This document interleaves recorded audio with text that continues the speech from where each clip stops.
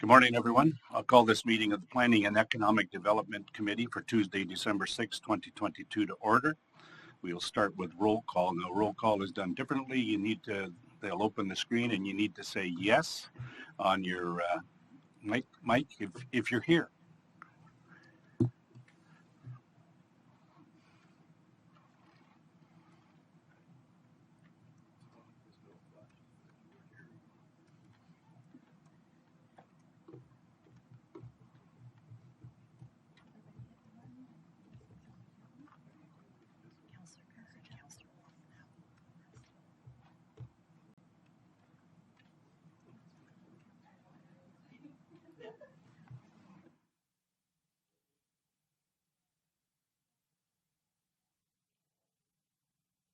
Okay.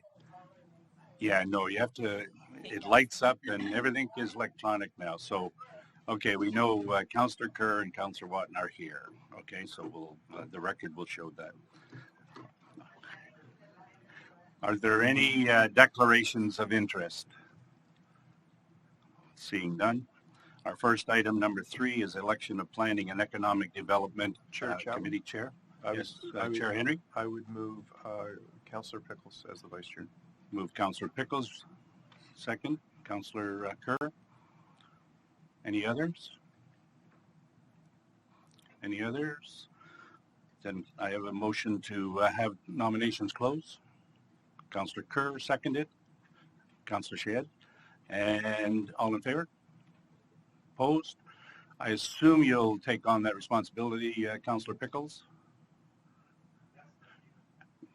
Okay, you're acclaimed, so it's easy. Well, what about my acceptance speech? It's an easier election. No, this isn't Pickering, where every councillor gets to do an acceptance speech. Well, thank you. I'll be happy to serve as your vice on the committee. Thank you. On to number 4, adoption of minutes from September 6, 2022. Can I have a mover, please? Moved by Councillor Shedd, seconded by Councillor Kerr. Any comments, questions, otherwise? All in favor? That carries. Our next item is a statutory public meeting. This portion of the meeting constitutes the statutory public information meeting under the Planning Act for a proposed amendment to the Durham Regional Official Plan submitted by Clark Consulting Services on behalf of Winchell Farms to permit the severance of a farm dwelling rendered surplus as a result of the consolidation of non-abutting farm properties in the township of Brock. Notice of the public meeting was advertised in the Brock Citizen newspaper, and a notice was mailed to landowners and residents within 120 meters of the subject property. It is important that those who may have an interest in this matter make a submission prior to Regional Council making a decision. As a reminder, any person may make written submission at any time before Regional Council makes a decision. Anyone wishing to be notified of future meetings of the Planning and Economic Development Committee at which the proposed amendment will be considered, or to be notified of the Regional Council's decision on the subject amendment, must submit a written request to the Commissioner of Planning and Economic Development. We'll start off with a staff presentation on this matter. And Benita, good morning.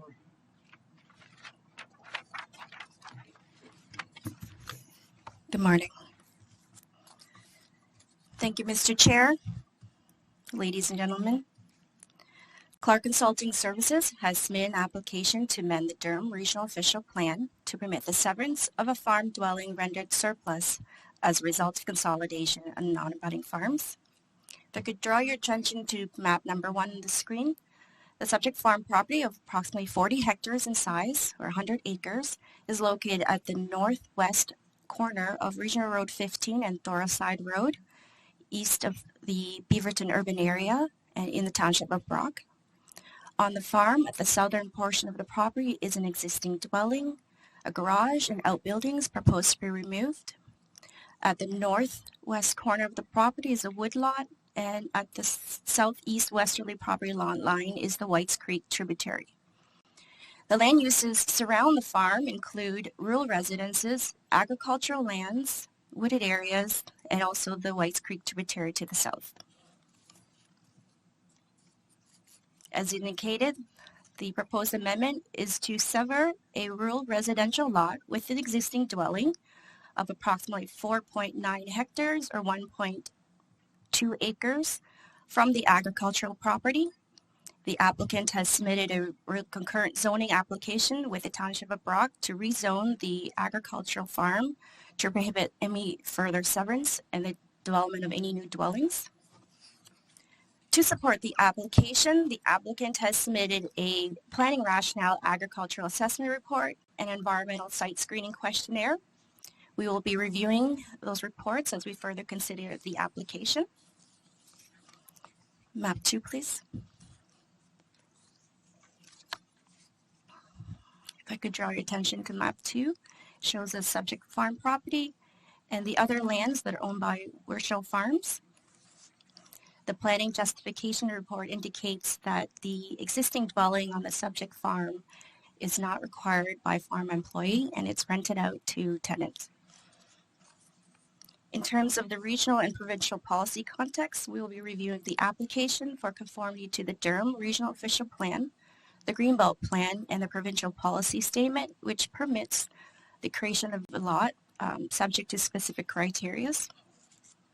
In regards to agency circulation, we've circulated the application to a number of agencies. They include the Lake Simcoe Region Conservation Authority, the Regional Health Department, the Works Department, and to date we have had no objections to the application. In terms of public consultation, as mentioned by Mr. Chair, a newspaper ad of this public meeting was advertised in the Brock Citizen on October 20th, 2022.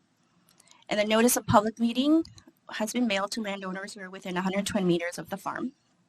And as of today, we've had no objections from the public. And finally, to conclude this presentation, Mr. Chair, we will be bringing forward a recommendation report to Planning Committee once we complete our review of the application as well as the public consultation and agency consultation process has been completed. Thank you. Thanks, Vinita. Any questions for Vinita? Seeing none. Thank you. Next phase is public input. We have one delegate who is registered, Hugh Stewart, Clark Consulting Services, on behalf of the applicant. Mr. Stewart, good to see you. And you have 5 minutes, sir. Here to answer any questions. Hugh Stewart from Clark Consulting. If the committee has any questions, I'm here. Thank you. Okay, thank you. So are there any questions? This is the consultant who has put this forward on behalf of the applicant. Looks like you get off light. Thank you. Thank you. I don't see anybody in the gallery, but I'll ask the question because the clerks tell me what to do here, right? Is there anyone in attendance who wishes to make a submission on this matter? Seeing none. Any comments? We need to move the report. A motion to receive the report. Councillor Kerr, seconded by Mayor Button. Comments or questions, committee? All in favor? Opposed? That concludes the public meeting. Thank you. Thank you, Mr. Stewart. Next, we have, did you have a motion before we go into delegations, Chair? Well, thank you, Mr. Chair. At this time, I know that the delegation is going to take longer than 5 minutes. I would move a motion to alter the rules to hear the entire presentation. So a motion to waive the rules to hear the entire presentation, seconded by Councillor Pickles. All in favor? Opposed? That carries. So we'll move to the delegation. It's the Michael Mendel, Manager of Government Affairs, Stakeholder Relations, and John Van Hope, Board Member, Greater Toronto Airports Authority, and they're both online. Good morning, gentlemen.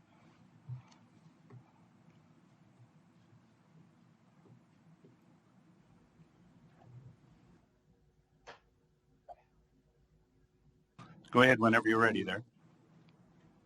Your first slide's up on the screen. Can you see us both? No, I can see you, Michael, and I can see your presentation. And can you see, you can't see Johan at all? I know he was planning to to kick it off for us. Okay, he needs to hit his speaker button there, I'm told by the clerk. Okay. I know it's at the bottom of the screen. There he is. Can you hear me now? There he is. Thank you. I'm doing this on my phone, so for the first time, so apology for the challenges. Thank you very much for meeting with us. We have a brief report to provide to you and delighted to take any questions.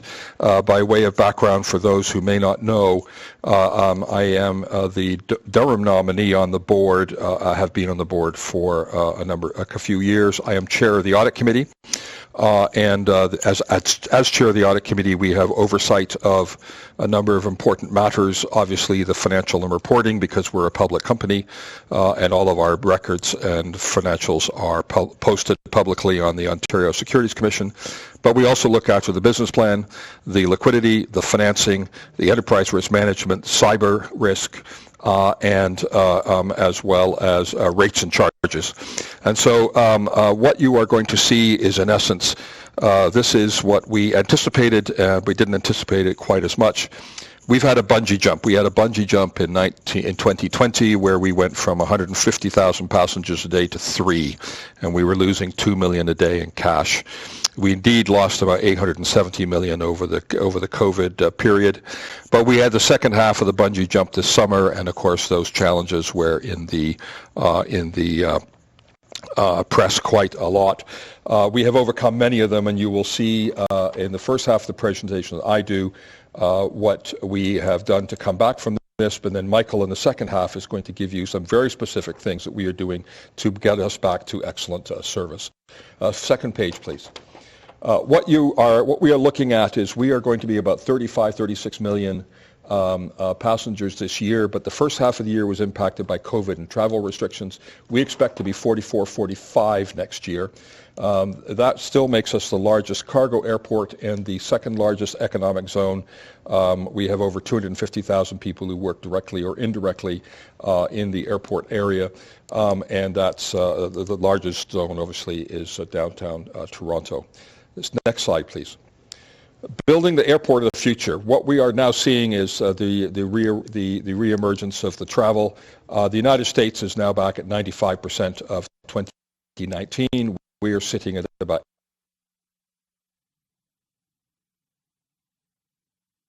2019, but we now have 55, 60, 60. You're cutting out there. 55 million passengers, and we have pivoted in the last 3-4 months. The work is not done, but we are now. John, I don't know if you can hear me. You're cutting out. You're cutting out. Microphone. Is that better? That we're doing it.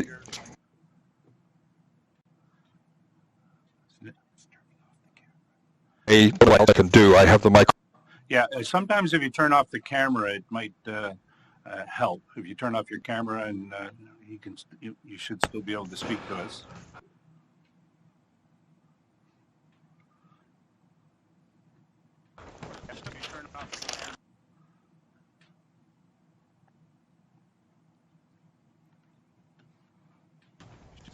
Okay, I'm also going to go to the.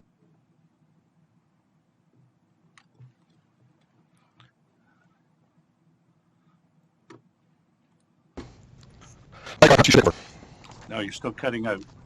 Can you take over, please? You're still cutting out. Microphone out. Said, we're on our way back. And we're planning for the future. I can hear myself as an echo. Can everyone hear me okay? Yeah, we can hear you. There is a little bit of an echo, but yeah, we can hear you. There is a little bit of an echo, but we'll try to work through it. Okay. So essentially, on our way back, we need the help of partners, airport partners. I like to say on a good day, the airport's piece of choreography, right? You think 400 plus companies operating at the airport, everything from airlines, federal government agencies, folks above the wing, below the wing, and everyone needs to work together to make it hum. So next slide, please. So I think Johan touched on this quite nicely. We've come through that period of COVID disruption most acutely over the summer, but there are still some challenges that we're facing. And if we're going to get through those challenges, we need to invest sustainably to meet that growing demand, to get us back to the 50 million passenger airport we were in 2019, and then to grow beyond. So what does that mean? Where do we need to invest? In infrastructure, in digitization, in innovation, and of course we want to do that sustainably. And it's competitive, right? When you look at other jurisdictions and what they're doing in terms of investing in their airports, we're seeing just south of us, as an example, in the U.S., $40 billion during the pandemic period has been invested in U.S. airports. Some major upgrades underway at LaGuardia, O'Hare, LAX, multi-billion-dollar updates and upgrades, investments in infrastructure that are ongoing, and this is who we're competing against. Next slide, please.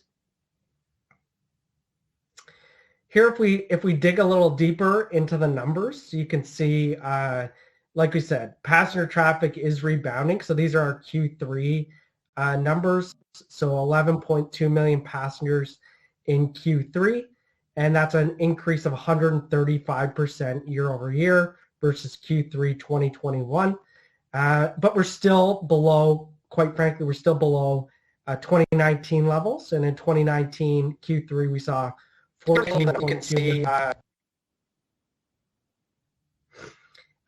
The net income is on a rise there. So there was an increase of $131 million in Q3 of this year. But again, as Johan touched on off the top, we're still in debt, right? We for much of the pandemic, we took on a huge, significant amount of debt to keep the lights on at the airport, to keep the airport operating. So debt increase in total has come down somewhat, but we're still, you see that figure there, $6.8 billion total debt, which we added to quite significantly over the pandemic. Next slide, please. So essentially, the title says it all. Government agencies must provide consistent, repeatable service. And as Johan said, many of you have probably read in the news over the summer months, we've had some really challenging months operationally.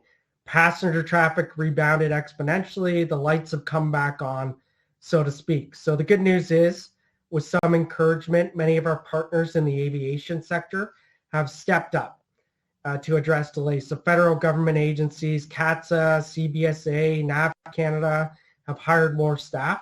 The federal government has eliminated all COVID travel measures, and many of you may have experienced that if you've traveled recently. You can now fill out your customs declarations digitally on the ArriveCan app or on the U.S. Customs has a mobile passport control app that they've recently launched. So you can fill out your declarations ahead of time, and this is getting through people through customs more efficiently.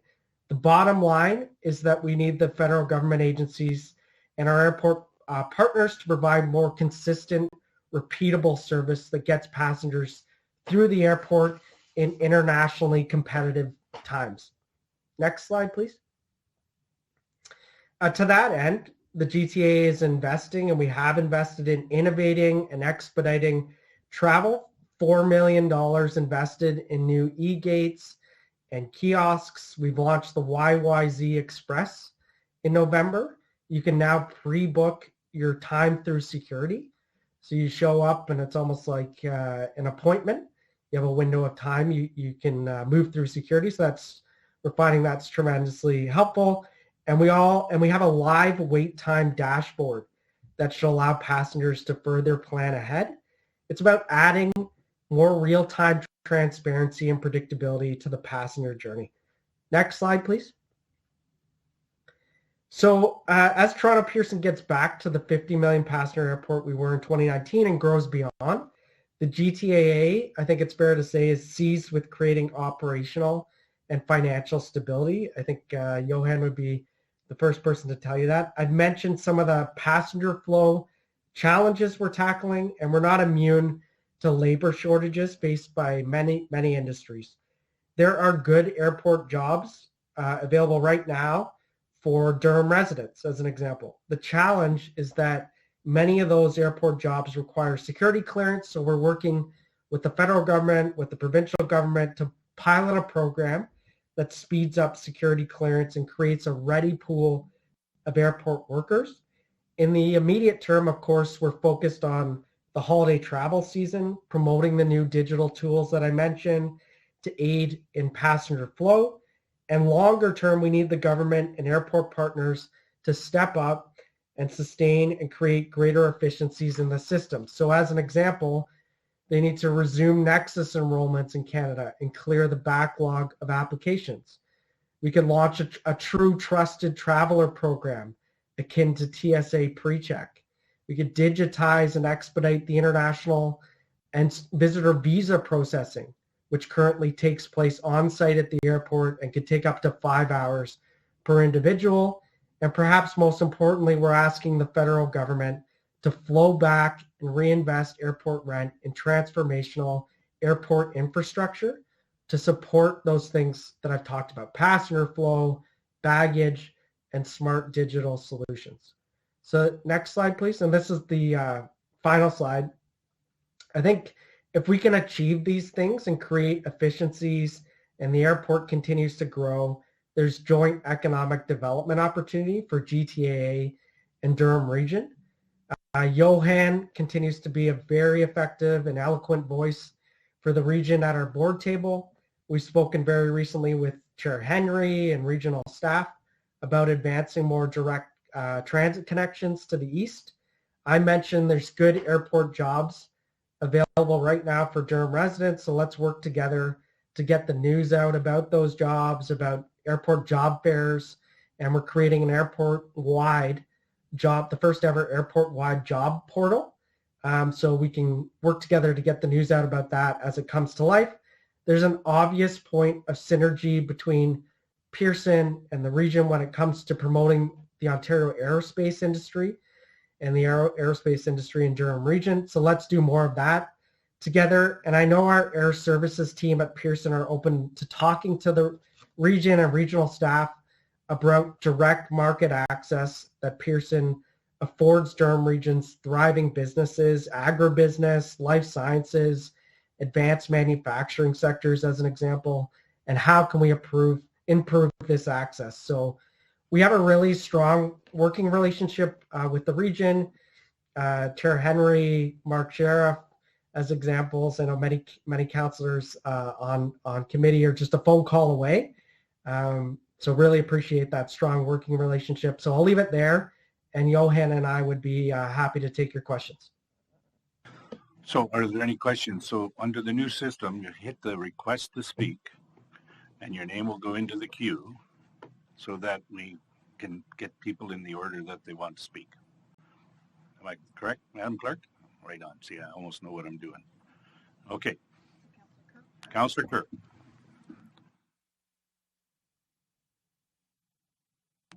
There we go. Thank you, Mr. Chair, and through you to the delegation. I'm hearing conflicting projection dates as to when Pearson may reach its capacity.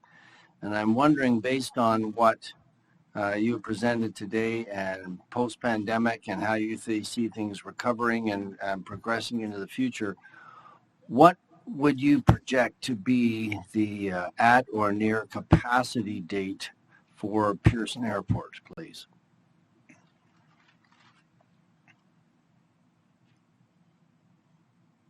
Take a first crack at questions. I don't know if he can hear or is able to do that. If not, I'll jump in.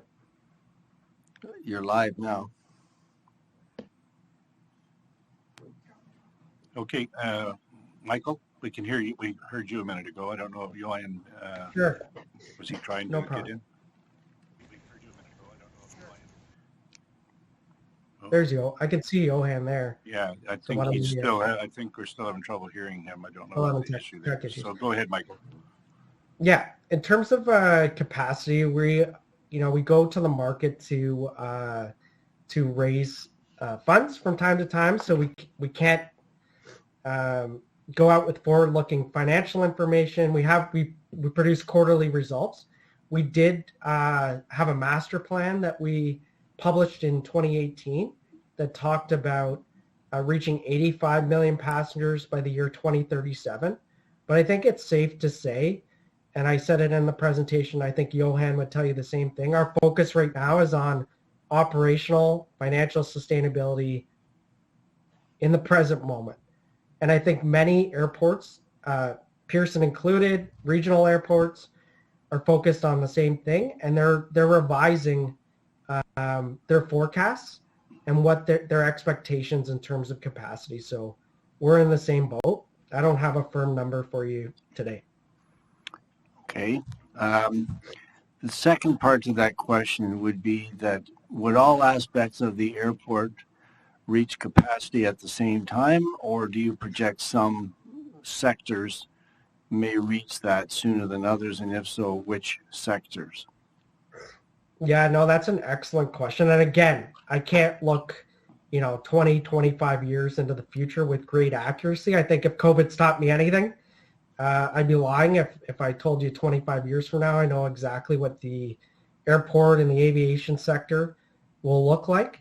But I can tell you today, there are parts of the terminal that have latent capacity, so capacity to grow, and there's other parts that we need to build out, quite frankly. So that's just the current state. Thank you. I guess where I'm coming from with this, it looks like Johan's trying to say something, but he's still muted. I guess where I'm coming from this is it takes 16 years, roughly, to plan and build and open an airport. And 16 and 22 is 38. And so, as you know, we're looking at the possibility of an airport in Pickering. So that's why I'm asking this question. You're the guys who are the experts. You're dealing with this all the time from the GTAA. So I'm looking to you to kind of provide some counterpoint to those who insist that Pearson will never reach capacity, and if they do, it'll be the year 2100 or something like this. So we're just trying to get a ballpark figure. The longer we wait to perhaps progress with the Pickering Airport, and the nearer the capacity date becomes, we get into an overlap. So that's where I'm coming from. I'm just wondering if there are any final thoughts that you might have on that particular situation. And I know it puts you in a tough position. I can try. Can you hear me? Yes.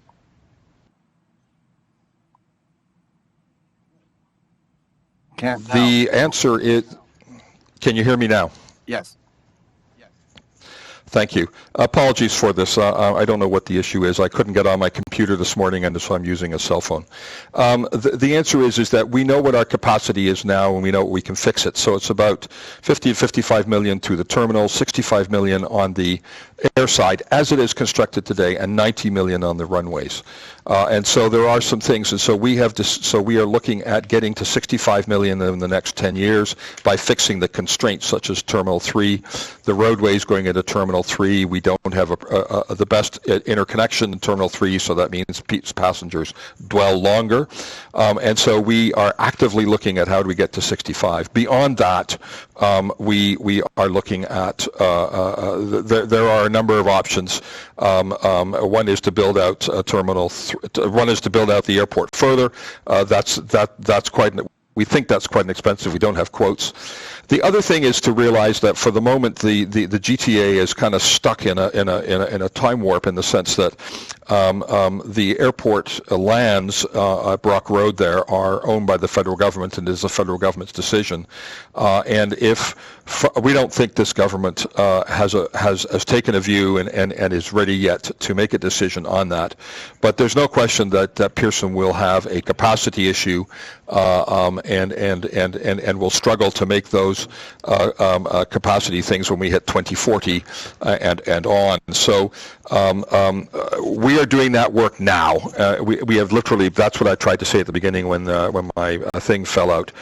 we're doing that work now, and that takes a ton of work because you have to look at the roadways and you have to look at the train links and you have to look at the timing of when rail might arrive and so forth. Because the capacity is a home-to-home analysis, and you've got pinch points all the way through, and your lowest number is your capacity.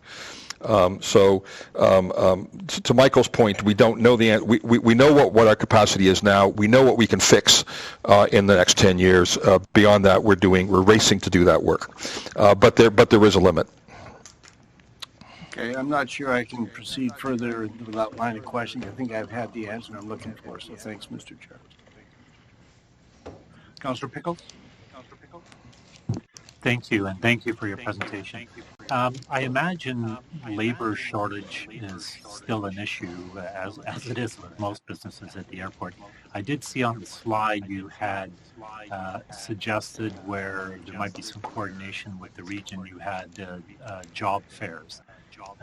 Is that something that you're looking at? Can that be coordinated with you, looking for assistance from the region or the lower tier municipalities? Because I think many of us would be happy to assist in hosting a job fair to provide jobs for local residents. Michael, can I take this? The job issue is a multifaceted one, and if you think of it as sort of the home-to-home, it's not just hiring somebody and have them start on Monday.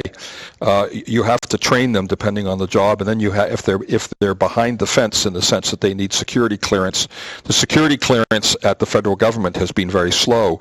So we then had a ton of renewals for existing employees we had to get through, which meant that new employees were put at the back. So all of that meant we couldn't hire fast enough. So in addition to job fairs, we also needed the flow of getting them trained and approved and getting their security clearances on. This is why you saw the slide that we said that the federal government needs to work with us, continue to work with us on the question of daily repeatable performance on the things that they do. Passports, security clearances, CATSA, CBSA, and so forth, because all of that is impacting the flow. But yes, we need job fairs. We need more folks. Anecdotal evidence is suggesting that people lost 30% of their employees, and people when they were laid off and they went on to other things, and so they're struggling. But there are a number of issues to getting them actually in front of customers. It's not just a hire fair.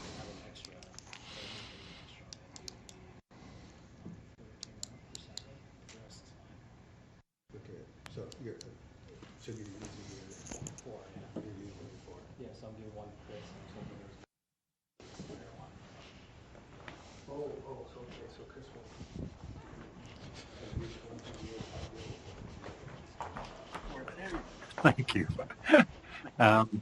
Well, I guess the answer would be if or when you're ready, I think the region and the lower tier municipalities would be happy to coordinate in that exercise. I think part of your answer was that you have to train a lot of people and do a lot of people or get a lot of people prepared in order to hire people.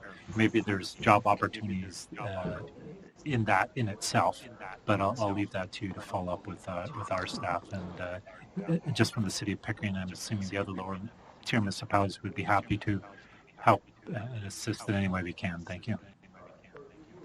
Yeah, that's an excellent point, and something we'll take back to the team here. We did have one, I would call it a very successful job fair in late November. Like I said, there's 400 companies operating at the airport, and lots of good jobs available. And we have another one planned at the end of January, so we can absolutely coordinate with the region, City of Pickering, to make sure you're aware of it, and hopefully can help us promote the job fair. Okay, thank you. Councillor Sheehan. Thank you. Through you, Chair. I really do appreciate the presentation and you coming out and telling us where you are at. In the past few months, we've seen a lot of slack that has come out from passengers to our airports, and I know there's employee pressures and the industry pressures, and then it just goes on with the federal clearance that you have explained as well. I'm just wondering, with your numbers that you have shared in terms of where it has gone from the people traveling in 2021 to 2022, and the fact that there are more travelers, are the numbers for 2022, what are the numbers from 2019, if I may ask?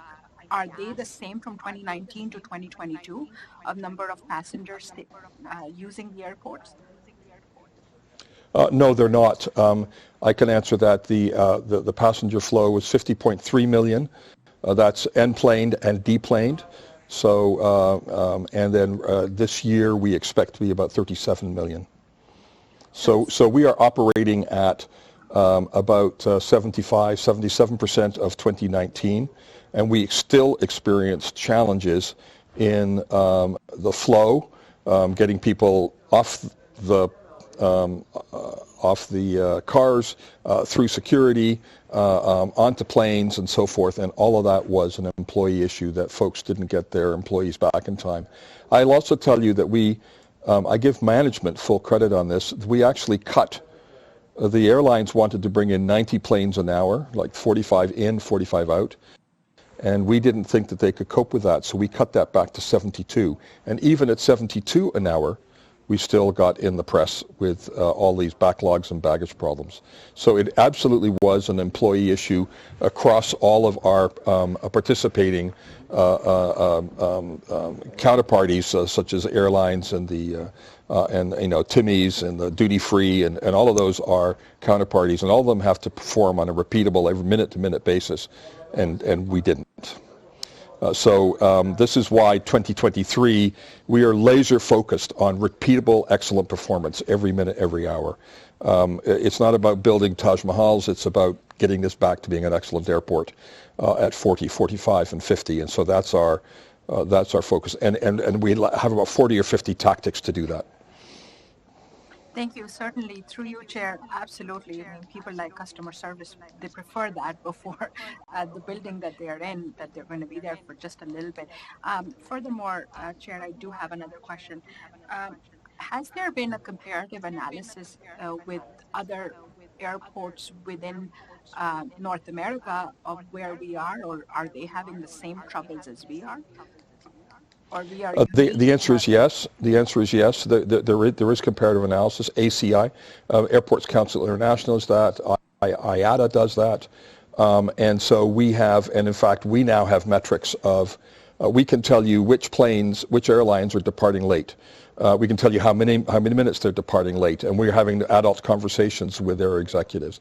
We can tell, because we manage by wandering around, whether the toilets are clean or not, and so we have ramped that up. Similarly with IATA. So yes, all of the, as we renew the contracts with these folks, we will have performance metrics which will give us the rights to step in and fix things, because we didn't have those in our previous agreements. So the focus has been on understanding that because everybody laid off and overlaid off, getting it back was far harder than laying off. And so the focus is now. So yes, we now manage, and we have a dashboard of several metrics, and the airports compare against each other. So absolutely. I'll also tell you one other thing that on a quick anecdote basis. I and 4 of the directors and 5 management went down to Dallas, and we spent 2 days with their board and their executives. Dallas went into COVID with $1 billion on their balance sheet. We didn't. And then when the infrastructure programs were done by the Biden administration, they were allocated $912 million US without asking. They were told you got allocated 912. The Canadian airports had zero. Thank you. Through you, Chair, do you have any ballpark of how many people are stalling in the sky waiting to land? Or how many planes? Yes, Yeah. Oh, you mean circling, or do you mean people actually on the ground waiting to get to the gate? No, planes circling, waiting to be landed, or getting. I have seen no reports and no anecdotal discussion, and believe me, the board meetings, this is probably 45 minutes of discussion every board meeting. I've seen no things of circling, because that tends to be air traffic, and we don't have the air movements that we had. We're at about 330,000 movements this year. We were 440, so again, we're 75%, so the skies are not crowded. The problem has been that people sitting on the ground when the plane lands, and that CATSA and CBSA don't have enough folks to process people so they hold people on planes. And that has been the issue. And that's why we were laser focused this year on working with the government to put on far more. So we got on 600 more CATSA people, and we got another 400 CBSA people to process people. And it was the holds on the ground that was the issue. People were being held 3 hours, which is super frustrating. And a lot of that, when we did time and motion studies, we found that the problem was ArriveCAN, and that people hadn't filled it out properly, and then so that we anticipate that when you get to an officer, when you come back to Canada, it's 30 seconds. It was taking 5 minutes. Well, as soon as that happens, your flow rate drops down to 10% of what it was, and then that backs up and planes are sitting on the thing. So we then had 1,500 volunteers actually standing at the gates to help people with ArriveCAN to get it right, so that when they got there, and that when that happened, that started to. But we needed more officers because the flow rate was just way low, and that's what caused that problem. Thank you. Through you, Chair. I do appreciate you coming out today. I really hope that you work out with the federal government to get things going, and I appreciate all the answers that you've given me. That'll be all, Chair. In fairness, the federal government has really taken this to heart and is really working with us well now. Thank you. Yeah, it's every other newscast that the Minister of Transport's on the news, right? And being poked at. Councillor Marin Pietri. Good morning, all. Good morning, committee, and through you, Chair Chapman, just wanted to ask some questions, as I do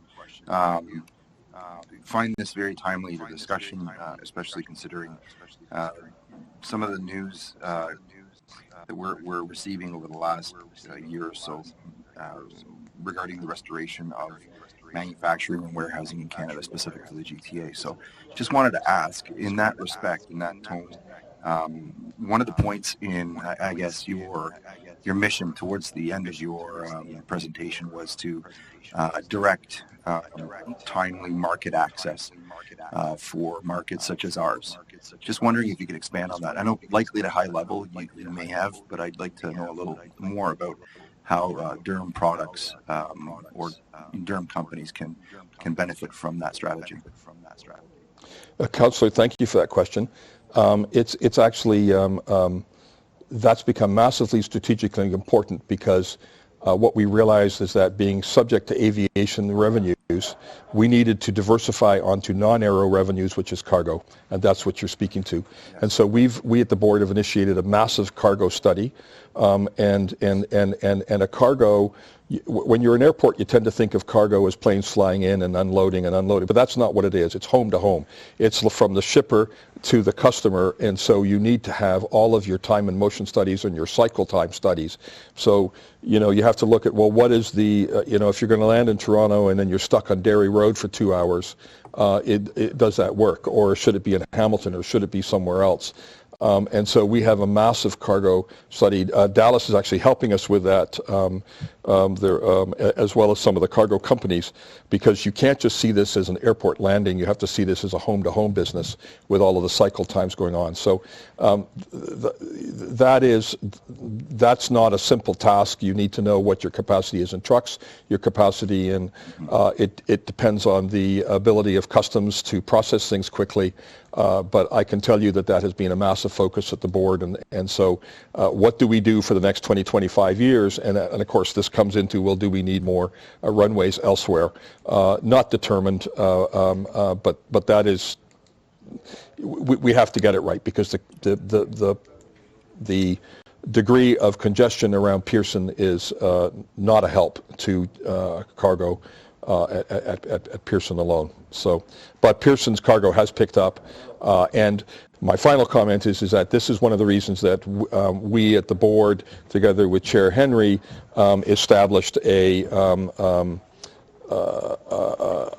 working group to meet every 6 months between the GTAA and the Economic Development Group of Durham to go over, this is what we're seeing, this is what you're seeing, because we wanted to make sure that what Durham was seeing and what Durham's issues were being baked in fully to the strategy and the plans that were coming forward to the board. And that's what we're seeing. Through you, Chair Chapman, I appreciate that you're looking at the delta between the previous cargo expectations and the increasingly evident reality that we're going to be moving hopefully towards a more sustainable circular economy in that respect as well. So wondering just off of that, what kind of movements you expect on a daily basis with regards to cargo? Is there a change in between, you know, the reality that was more of an export versus an import, or vice versa? I don't have that data. What I can tell you is that what we did notice is that during COVID we had designated cargo freighters coming in because there were no passengers, and so airlines took out the seats and they made it a cargo freighter. That's now reverting back to passengers and cargo going under the belly. So we are seeing less freighters, but actually more cargo weight because it's coming in the belly. As for the segmentation of what that cargo is, I don't have that data yet. Okay. Another point at one of the elements through you, Chair Chapman, that you seem to identify as being important was direct connection to the east. And east stuck in my mind, meaning you didn't say Durham, you said east. So it kind of transcends Durham. Could you expand on how you see that playing out? Because it seems like you're looking at a bigger play than just Durham in the east of the GTA is what I would suspect. Is that correct?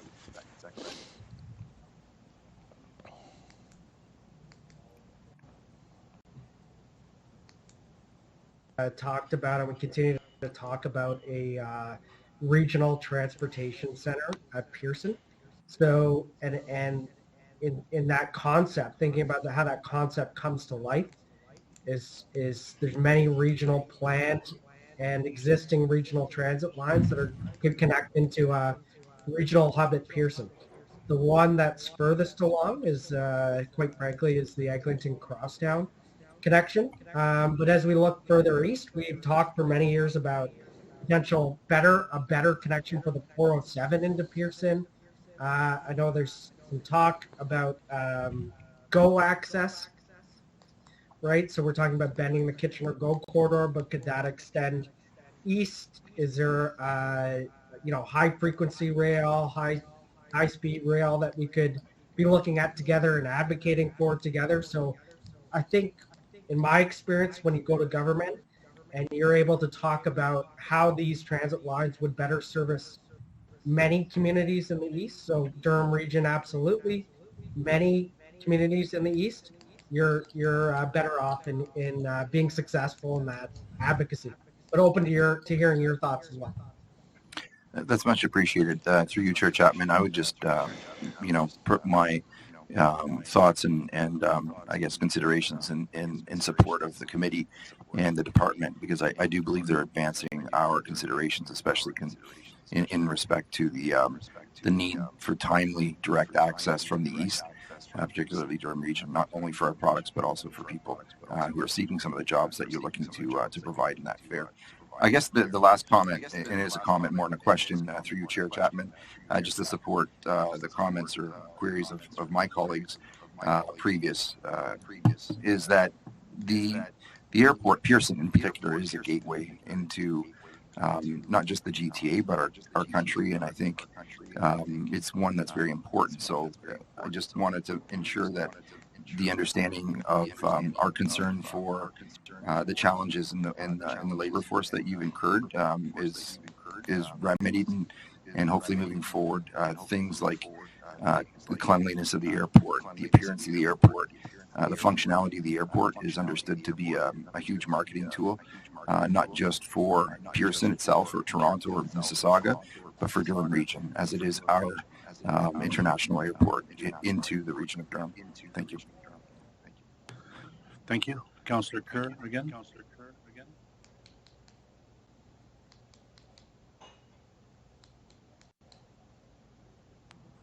There we go. Red light comes on. Generally, Mr. Chair, I think Councilmember Pietri covered the gist of what I was going to ask, but there is one specific aspect I'd like to advance in that. Gentlemen, earlier on I asked about whether there were different segments that might reach capacity sooner.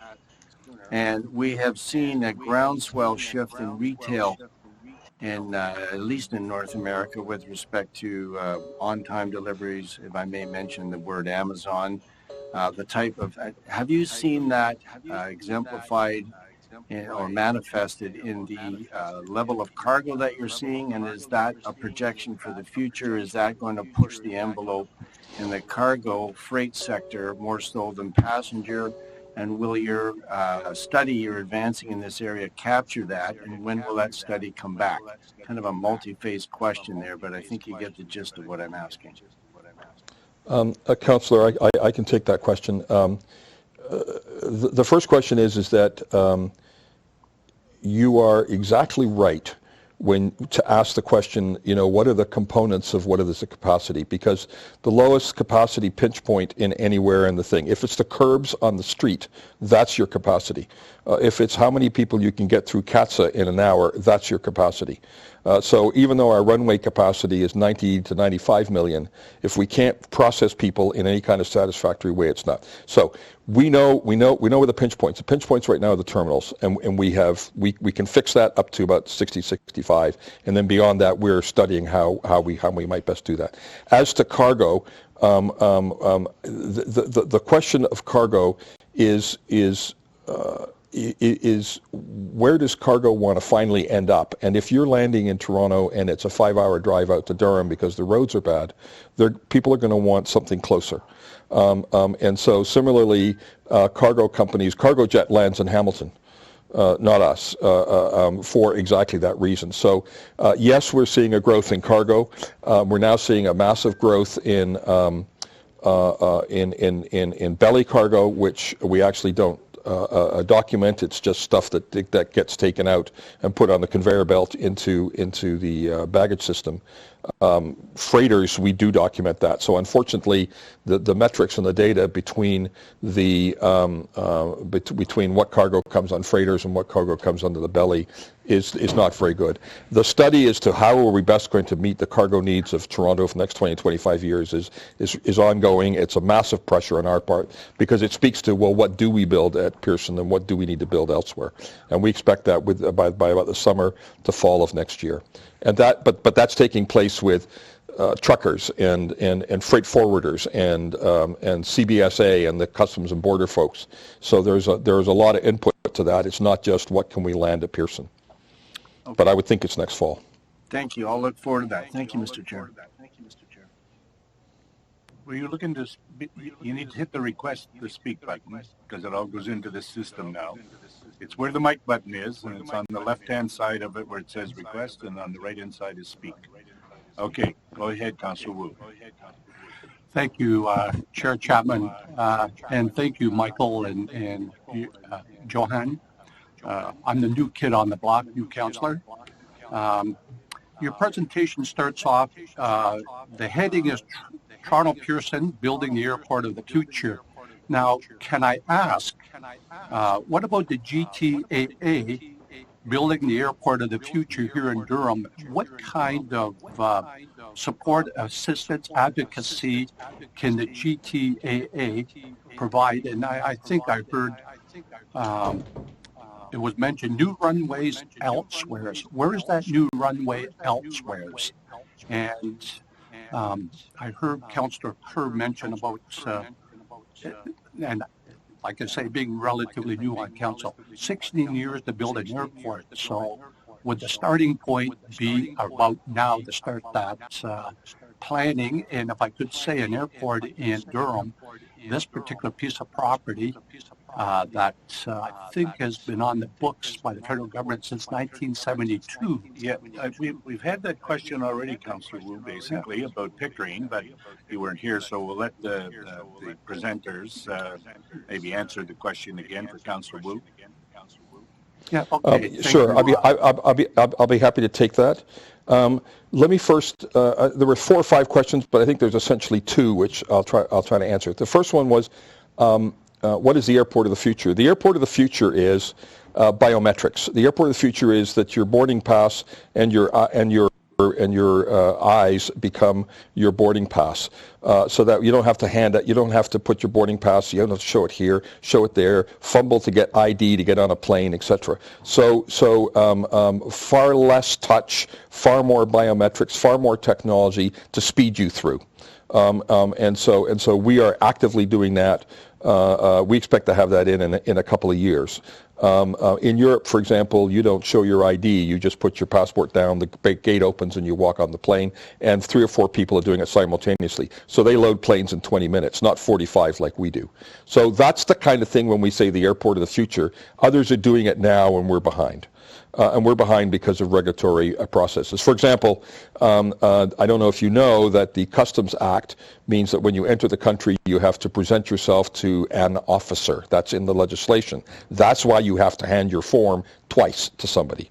So those are the kinds of things, and that's a legislative fix. But those are the kinds of things we're trying to get the flow and, frankly, the pain points out of the airport process. And that's the kind of thing Michael was speaking to. As to the GTA and the strategy, the GTA is its mandate is to develop, manage, and operate airports in the southern region of Ontario. At the moment, we only do Pearson, however, our regulator is Transport Canada, and obviously that is the Government of Canada. And if the Government of Canada, which owns the lands in Pickering, were to decide, I don't think there'd be any issue in our part to sit and say, fine, we'll figure out how to make that work. But at the moment, we don't control that process, and there doesn't seem to be much willingness on the part of the federal government to do that. So at the moment, we are focused on trying to get to 65 ourselves, and if there's a change in heart in the government on this thing, we would obviously look at all options, including Hamilton, including other Southern Ontario airports, in order to manage the growth. Because we realize that in 2050, Southern Ontario is going to be Hamilton to Barrie to Clarington, and everything going straight into just one airport is likely not the best option. So, but at the moment, we only have the ability to look at Pearson, and that's what we're doing in the next 2-3 years. How can we get this to 65 with an excellent service? I will also tell you the board has no appetite for lousy service. We are absolutely. It is a metric. It is a substantial portion of our management's compensation that we are rated the best airport from a service perspective. So what happened this summer cannot happen again. But that's the distinction between the airport of the future, which is just making it better now, versus what do we do for the next 30 years, and that for that we need the federal government to give us guidance.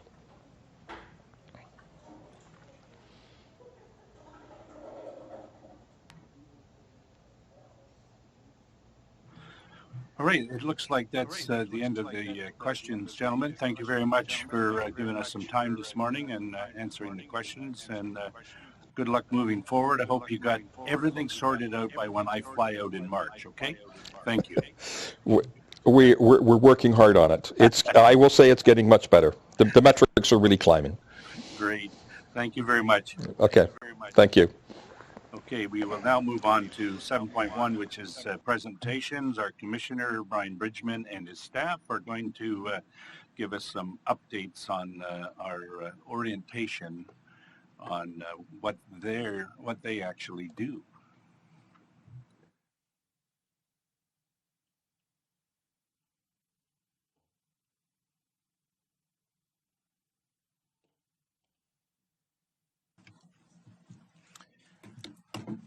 All right, well, good morning, Committee Chair Chapman, Regional Chair Henry, members of the new Planning and Economic Development Committee, and visiting councillors as well.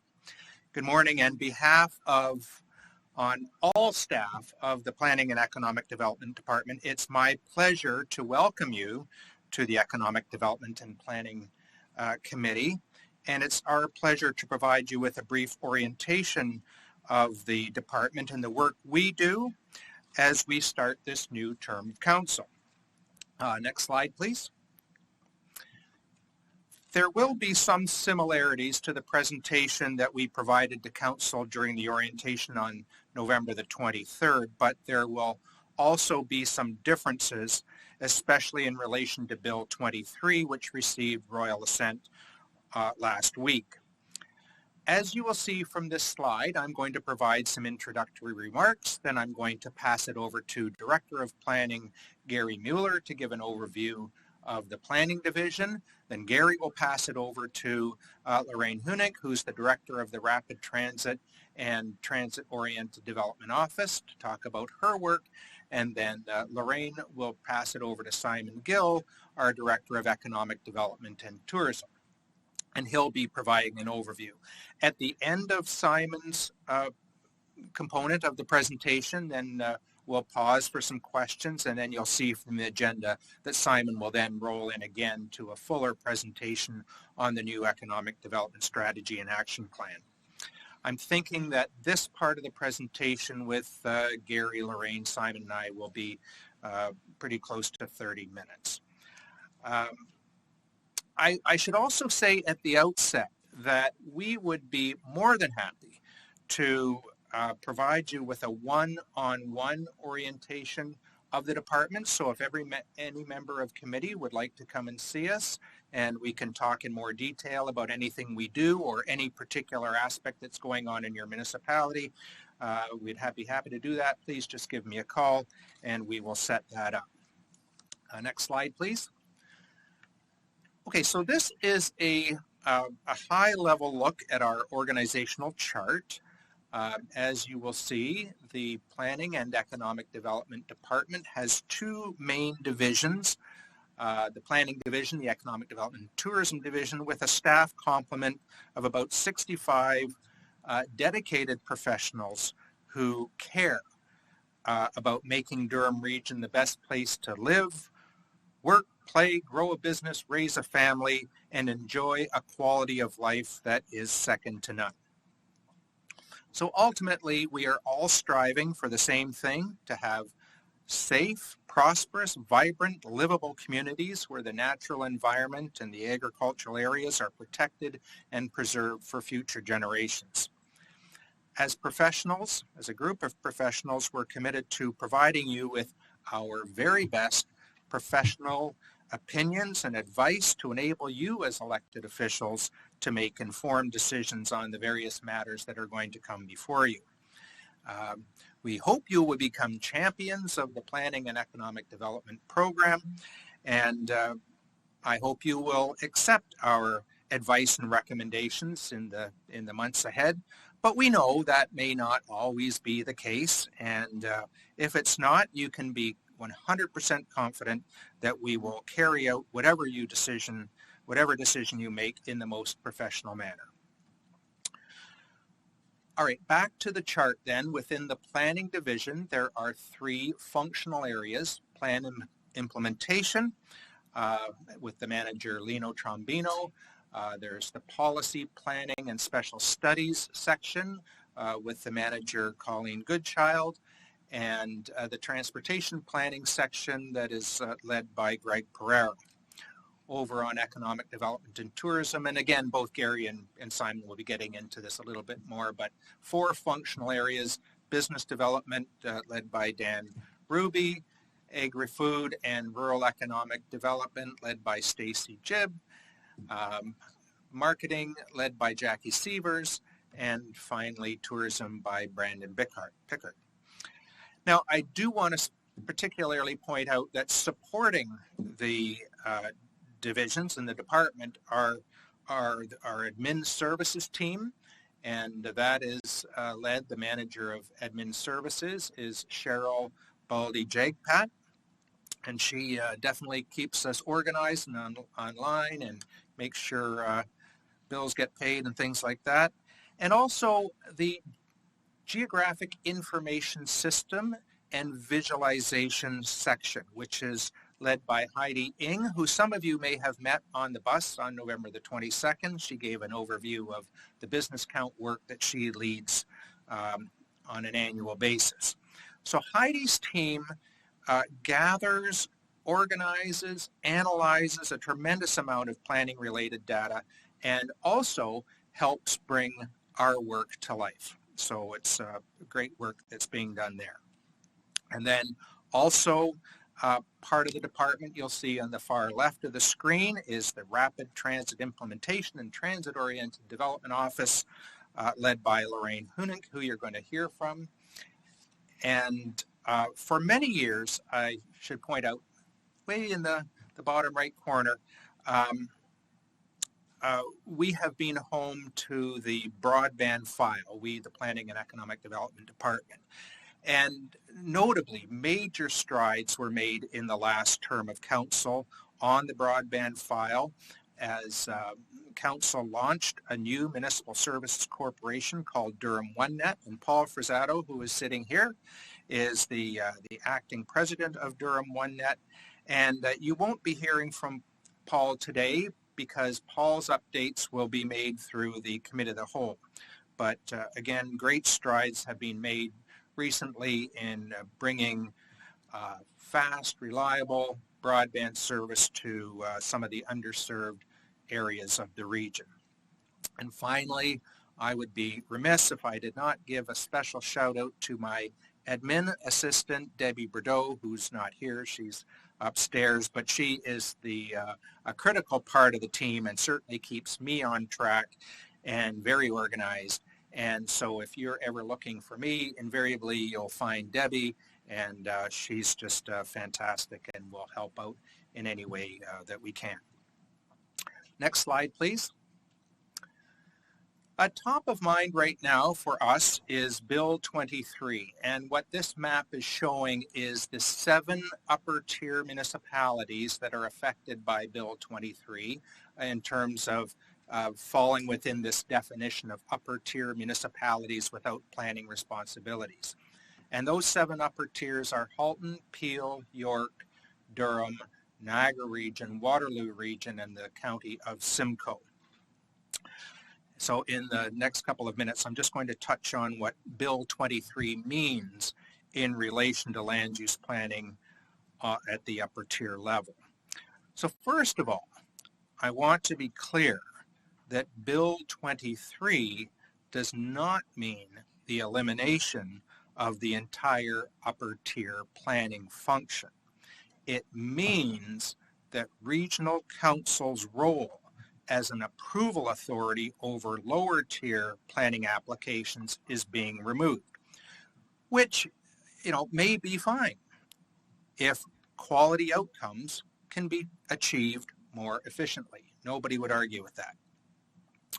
Now, I will say that as much as Bill 23 received royal assent on November the 28th, it has not yet been enacted, or at least the provisions that deal with this transfer. That's a proclamation date that is yet to be identified. We hope there'll be a good amount of runway to enable a smooth transition. Because from a practical standpoint, what this means for area municipalities are a few things. First of all, our regional role as an approval authority for subdivisions, condominiums, and part lot control exemption bylaws in our 3 northern area municipalities, the 3 northern townships, is being removed.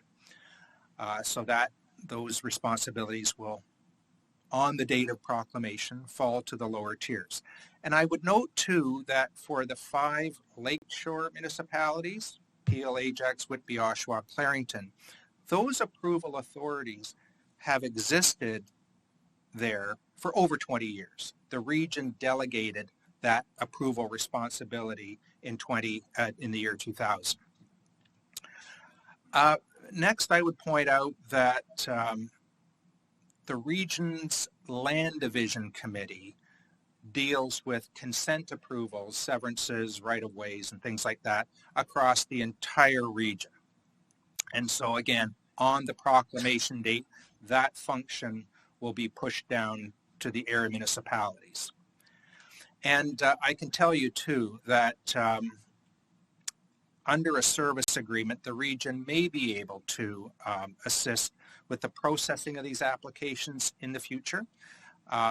But of course, the approval of anything like that would rest with the area municipal council. So we're giving that some thought right now, and we're getting some advice.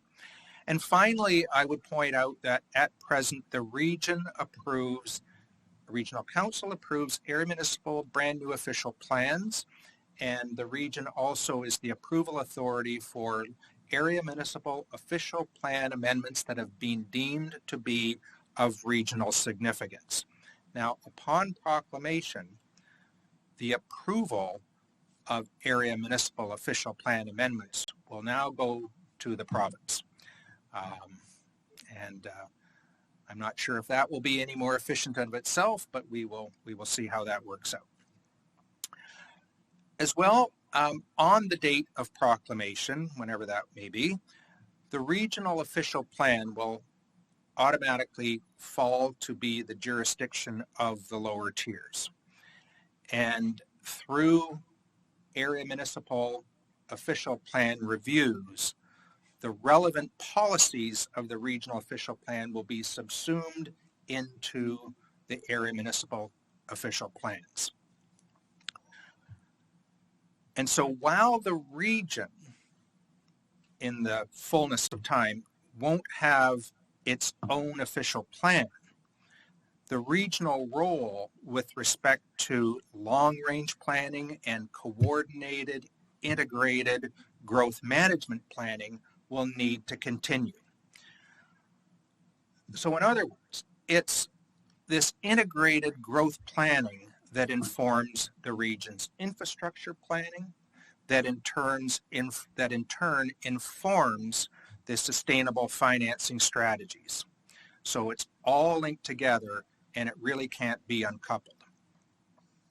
So we're thinking that even though under the Revised Planning Act, there won't be a regional official plan per se, we're thinking that there will still need to be some form of regional guiding document, maybe we'll call it something like a regional structure plan, something like that, to ensure that the region's infrastructure is built in the right place at the right time and that it's used efficiently. So then thinking back to our org chart, Bill 23 will mostly impact that side of the chart that dealt with the approvals function, but yet Bill 23 still contemplates that upper tiers will continue to have a commenting role in area municipal planning matters. And as I pass it over to Gary, he'll start to touch on some of the wide variety of roles that regional planning and Gary's planning division continue to undertake. So, we'll continue to enhance our data management capabilities, especially with regard to how we monitor land inventories on the ground and how development is really taking place over time. So with that, that's probably a good spot for me to turn it over to Gary Mueller, who will get into more detail on the work of the Regional Planning Division. So Gary. That's great. Thank you, Brian. And may I have the next slide, please?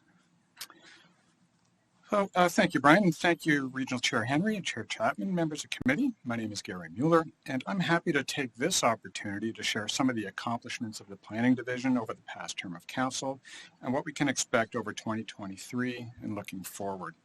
So our role is to provide long-range planning and coordination that supports integrated approach to growth and development.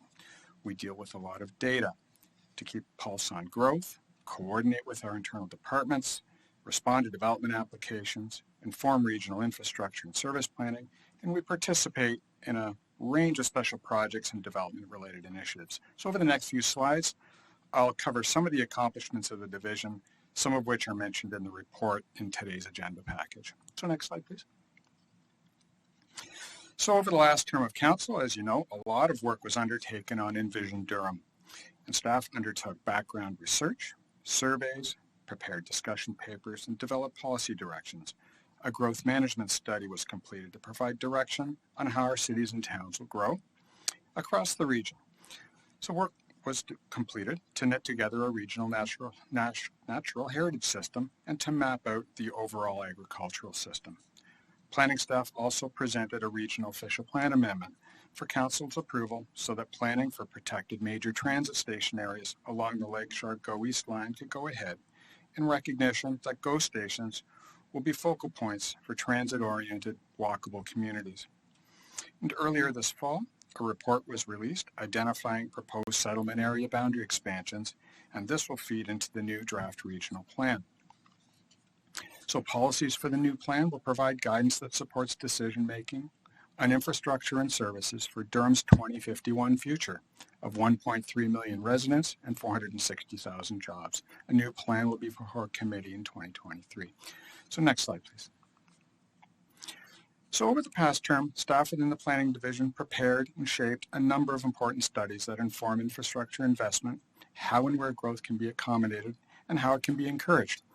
So early in 2019, staff presented Connecting Our Communities, a regional broadband strategy. The strategy set out a series of actions that residents, businesses, and institutions could access fast, reliable, and affordable broadband internet, especially in the rural areas of Durham. In 2020, staff collaborated with TRCA to deliver the Carruthers Creek Watershed Plan update. The update was a detailed evaluation of current conditions and future land use scenarios to identify measures to protect, enhance, and restore the health of the watershed. In 2021, staff delivered an updated soil and groundwater assessment protocol. An updated framework was developed for remediating potentially contaminated sites, while also streamlining our review and clearance processes. And earlier this year, Planning, Housing Services, and Finance collaborated on the At-Home Incentive Program, which was endorsed by Council last March. The program supports affordable housing through direct funding and expedited planning approvals. Approved projects would be provided capital grants to eligible residential housing developments. So a submission window is still open, and staff hope to present an eligible project in the first half of 2023. Next slide, please. So as I mentioned earlier, planning deals with a lot of data from a number of sources so that we can have an accurate picture of development, population, housing trends to assist and help forecast future service needs. We monitor development activity through subdivision and condominium activity reports. It highlights, for example, residential units in the development process, draft approvals, lot registrations, and other means. We report annually on construction through the Building Permit Activity Report to monitor forms of housing, rates of intensification, as well as commercial and industrial building permits. Housing affordability is also tracked through this report. Information on new development is being tracked through Planet, the region's new development tracking system. Enhancements are being put in place to improve the user experience and funded through the provincial government's Streamlined Development Approval Fund. The Durham Region Profile is an online viewer that presents demographic and socioeconomic data. The data is publicly available, and users can customize their queries to inform their own decision-making. We participate in the Transportation Tomorrow survey, which compiles travel information from across the Greater Golden Horseshoe to help with planning for roads and transportation improvements for drivers, transit users, cyclists, and pedestrians. And finally, between May and September, planning coordinates the annual business count team, contacts every business establishment in the region to gather information about the type and nature of businesses, numbers of employees, floor space, and other indicators, with information being used to provide background information for studies, monitor growth, and promote economic development initiatives. Next slide, please. So in keeping with the region's transportation master plan, planning provides support for rapid transit initiatives, runs Smart Mobility Durham to promote travel demand measures for commuters, and assists with developing active and sustainable school travel plans for participating schools. In 2021, Planning presented the Regional Cycling Plan update for Council's endorsement to guide and help coordinate active transportation facilities across the region. One of the projects identified under the cycling plan is the Durham Meadowway, a planned active transportation route along the Gatineau Hydro Corridor from Rouge National Urban Park in Pickering to North Oshawa. Next slide, please. So as Brian has noted, over the next two slides, I'll be speaking to Bill 23, the More Homes Built Faster Act, which received royal assent on November 28th. So under Bill 23, and at a date to be determined, remaining regional plan review responsibilities will be assumed by the 8 local municipalities. This includes official plans and amendments. Right now, the region has an official plan amendment process and currently makes decisions on whether to exempt amendments at the local level from regional approval where there may be a matter of regional interest. It also includes approval of draft plans of subdivision and part lot control exemptions. So right now, the region approves these types of applications for the northern 3 municipalities. And as well, it deals with land division applications where the region currently operates the Regional Land Division Committee to approve consents. So at a date to be determined, the regional official plan in effect will become the official plan of the local area municipalities. So to assist the local municipalities in their efforts, materials related to Envision Durham will continually be available to enable their analysis and to assist with local official plan updates once they get underway. As well, decisions on in-process applications where the region is currently the approval authority will become the responsibility of the local municipalities. The region's role as a commenting agency on all existing and new development applications, secondary plans, provincial plans and policies would continue. Next slide, please. So up until the date of proclamation, the region will continue to comment on development applications and make decisions on those applications where the region is currently the approval authority. And while this is underway, we'll be in the process of transition planning. We expect this to include training, retooling, and updating our own operating procedures, processes, and undertaking information sharing with the local area municipalities. Following the date of proclamation, staff will be implementing a transition plan, which will likely include elements like file and data transfer, as well as training, information sharing on our processes, and various pending applications with local municipal staff. And going forward, there will be a process to monitor, address questions, and make adjustments as necessary. Next slide, please. So for 2023, our highest priority is to complete Envision Durham. It will support decision-making on long-term growth and development and inform coordinated long-term infrastructure and service planning and investment. Envision Durham will support area municipalities to achieve their housing, growth, and development aspirations, and staff will be happy to share information on methodology, assumptions, background, and processes to support local plans and initiatives, knowing that it can help inform detailed future area municipal plans. And while this is underway, we'll be completing enhancements to our development tracking system in accordance with the provincial streamlined development approvals funding, and this will also support our dialogue with the province on the development and implementation of a consistent data standard protocol. And all this will be happening while Bill 23 transition and retooling takes place. We'll also be looking to advance support for the housing and affordability initiatives through the ATMO incentive program and supporting regional affordable housing projects and initiatives as they arise. So next slide, please. So going forward, planning staff will continue to strive to ensure timely, accurate, reliable information and analysis and commentary to support decision-making on development proposals, infrastructure, policy, and servicing initiatives.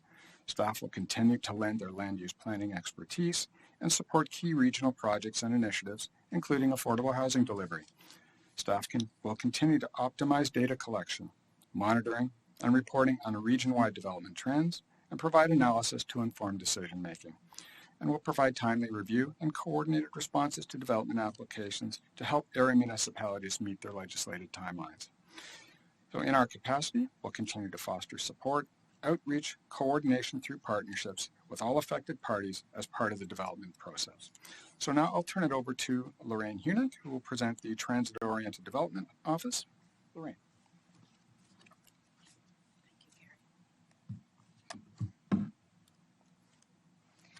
Thank you, Gary. Good morning, Chair. Good morning, Committee Chair Chapman, and good morning, members of committee. In 2019, Council established a Rapid Transit and Transit-Oriented Development Office. In line with other jurisdictions in Ontario, as municipalities plan for the approximately $160 billion of funding that the province has announced for transit and transportation projects, and the province's Transit-Oriented Communities Program, which is intended to leverage this investment. Rapid Transit and Transit-Oriented Development originally resided in the CAO's office and became a division in the Planning Department at January 2022. It has joint reporting accountabilities to the Commissioner of Planning and Economic Development and works and reports to the Committee of the Whole. Since becoming staffed and operational in 2020, the Transit-Oriented Development, or TOD office, has been engaged in activities to advance the approval of the Bowmanville-Go extension, which I can confirm has been approved by the province and is presently in procurement. The TOD office has also been engaging with Metrolinx in the province to advance strategies for transit-oriented communities, commonly referred to as TOCs.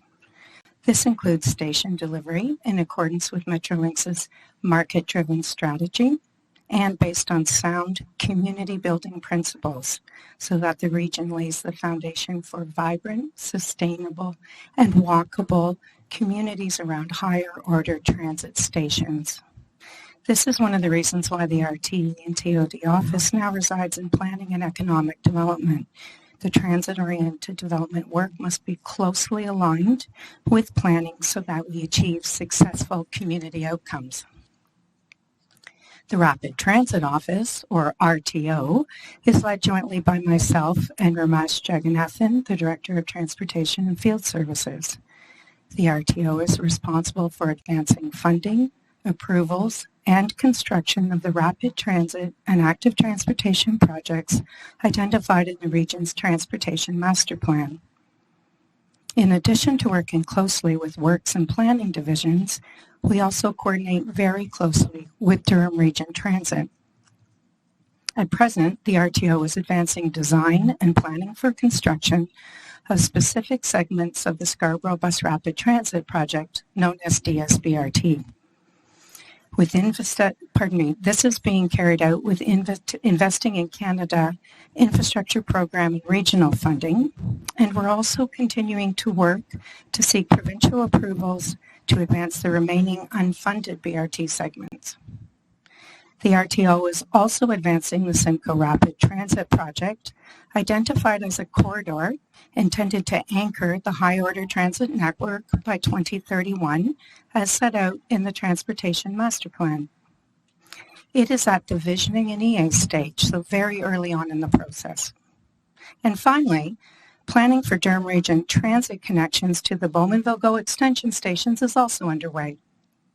And in that regard, there will be an update presentation from Metrolinx at the next Committee of the Whole meeting, and I hope you will find the update helpful as we continue to work collaboratively with the province to advance this very exciting and important project. Thank you. I'll now turn it over to Simon.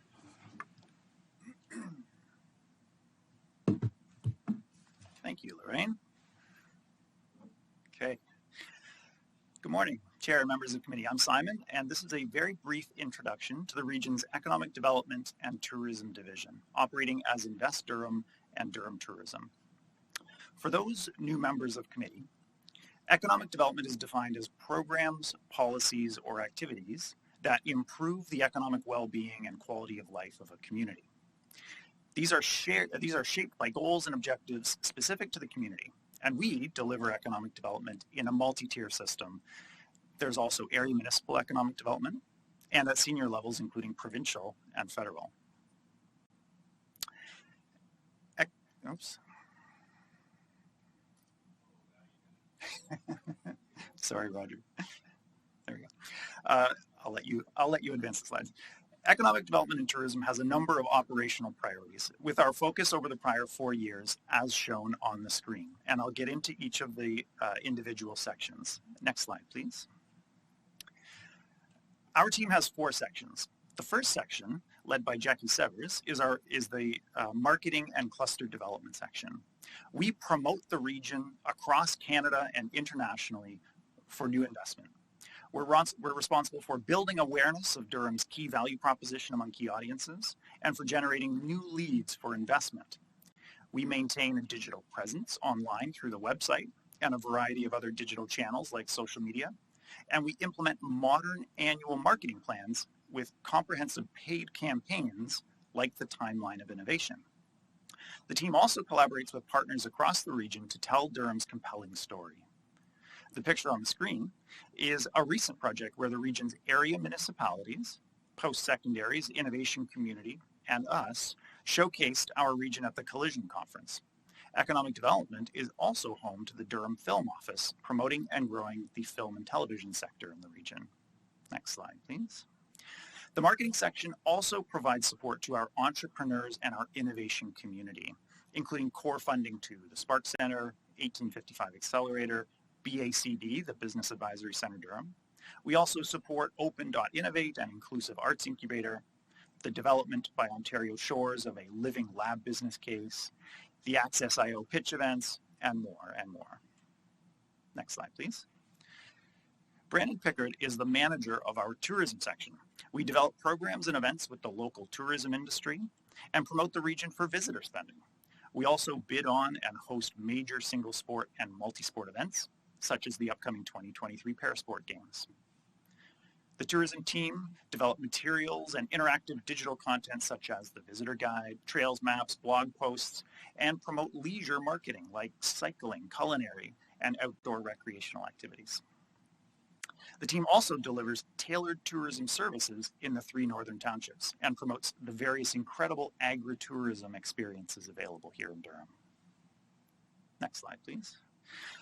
The manager of Northern Economic Development and Agri-Food is Stacey Jibb. That team is responsible for business retention and expansion services in Uxbridge, Brock, and Scugog. It includes community partnership, projects to increase the vibrancy and success of the downtown areas in the north. The section is also responsible for sector programming to grow the agri-food sector in Durham by delivering education programming, workforce development, helping existing agri-food businesses to grow and attracting exciting new ones. Next slide, please. Dan Ruby is our manager of business development and investment. The section is responsible for attracting and supporting new business investments into Durham. The team maintains strong relationships with senior government investment attraction agencies, as well as with our Durham Economic Development Partnership, the ECDEV staff from all of Durham's area municipalities. We all work closely with the business community, the Chambers of Commerce and Boards of Trade, and the Realtor Developer community.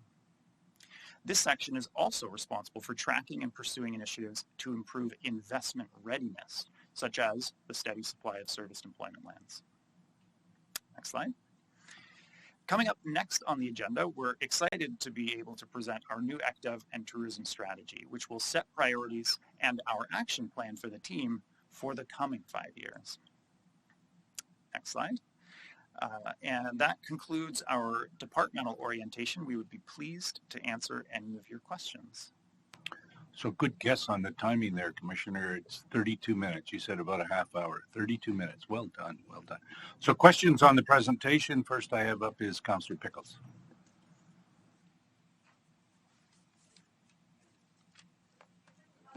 Hi, Timothy.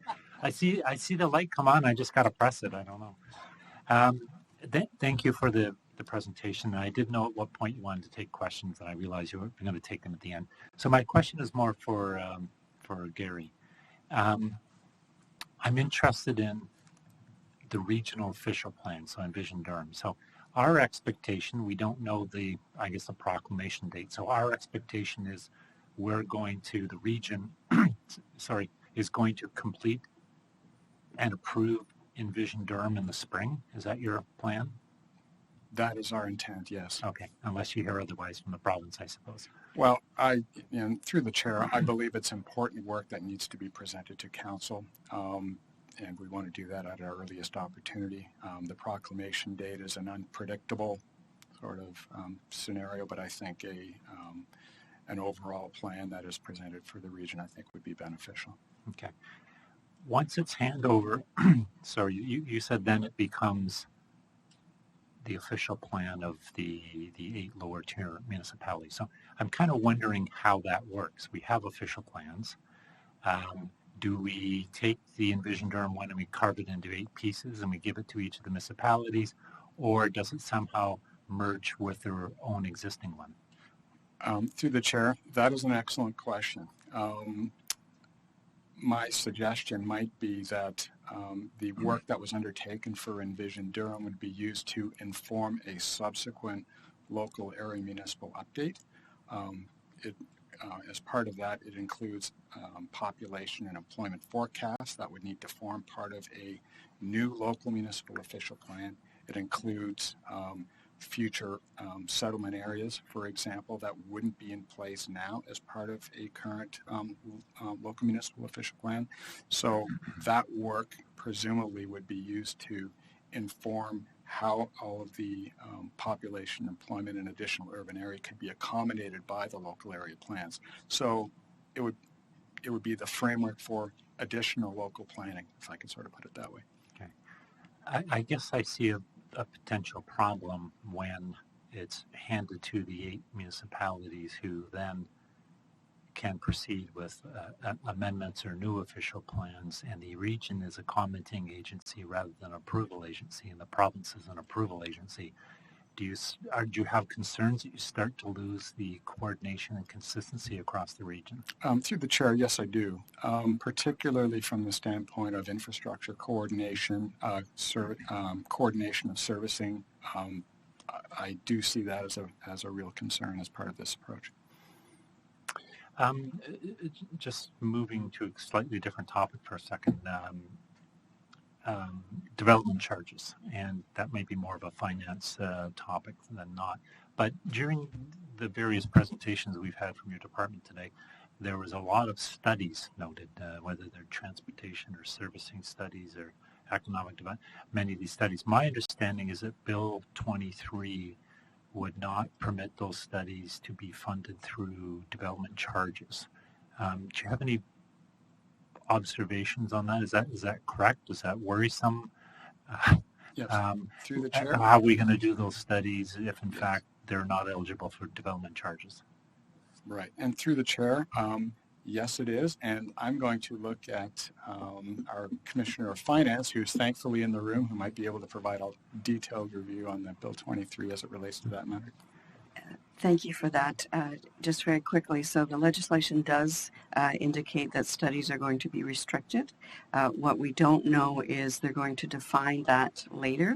So we don't, in our background studies, and this is very similar at the local level as well, there's a whole sequence of different types of studies. So there's the pure development charges background study. There are growth-related studies that help us come up with the dollar values. There are asset management related studies for that growth, but there's also things like environmental assessment studies. So when you add in all those different types of studies, it's a very significant number. The question is what the province is going to define by regulation as studies that aren't permitted. And because we don't know which of those are not permitted, you will see a report coming from the CAO's office for the Committee of the Whole that outlines a whole lot of implications, and we've provided some information there, but that's the challenge. It's not defined exactly which studies won't be permitted. Okay, well, thank you. I won't belabor any of those points. I think I'm raising them more as concerns and challenges as opposed to opportunities, but they're problems that we're going to have to deal with, whether we deal with them at the upper tier or the lower tier, but I think they're definitely problems. Thank you. Yes, and through the chair, just as a quick reply, and Brian reminded me, we are, this Chief Administrative Officer will be presenting a report which provides a detailed review of Bill 23 with an analysis of the development charge implications that would address many of your questions. Okay, well, thank you. Yes, a lot more to come. I mean, when is it actually going to come into force, and what kind of regulations are going with it to answer those questions that the staff have brought to our attention? Councillor Kerr, you're up next. There it is. Wait for the red light. My questions, I have two, and they relate to transit. So I wonder if we could do a tag team here and let Rain come up and answer some questions. Good morning, and thank you all for this presentation. It's always a pleasure to hear from you. I have a two-pronged question. The first one is, I have a concern of oversaturation of the Simcoe corridor in terms of transit. And we've talked about taking lanes out and putting in bus rapid transit, which would leave us with 2 vehicular lanes. And then we're talking about putting in an LRT, which would, I assume, go down the center of Simcoe and take out the other 2 lanes. And so I'm just wondering where are the cars going to go? We're never going to get rid of cars, although I have a colleague who thinks we should, but that's not really a reality. So the other challenge we have in Oshawa is that the only full north-south roads are Simcoe, Ritson, and Fixon, which isn't even in Oshawa. So my concern is, how do we do this? So my first question is, has there ever been a demographic plotting of where the off-campus students live who access primarily, but not exclusively, the Durham College and ONTEC campus in North Oshawa? Have we ever seen where they're coming from, and would that potentially lead to using Ritson Road as a BRT to provide traffic to the college and university, which might free up an LRT? I'm just wondering if there's ever been a study done working in conjunction with Durham and ONTEC and Trent as to where the students are coming from in order to get to the campus. Through the chair, the first question with respect to capacity on Simcoe and where we are in terms of the visioning study, we haven't actually determined, as we move forward on the visioning study, what the actual design would be. It could be BRT, it may be LRT, it could be an elevated option, which would take away some of the constraints you're talking about. There would be one technology option, not two, so it would be either BRT or LRT or an elevated option. It would never be a combination of both. And we agree with you, there are constraints and pinch points along Simcoe, so we really need to look at that in this upcoming phase of study called the initial business case.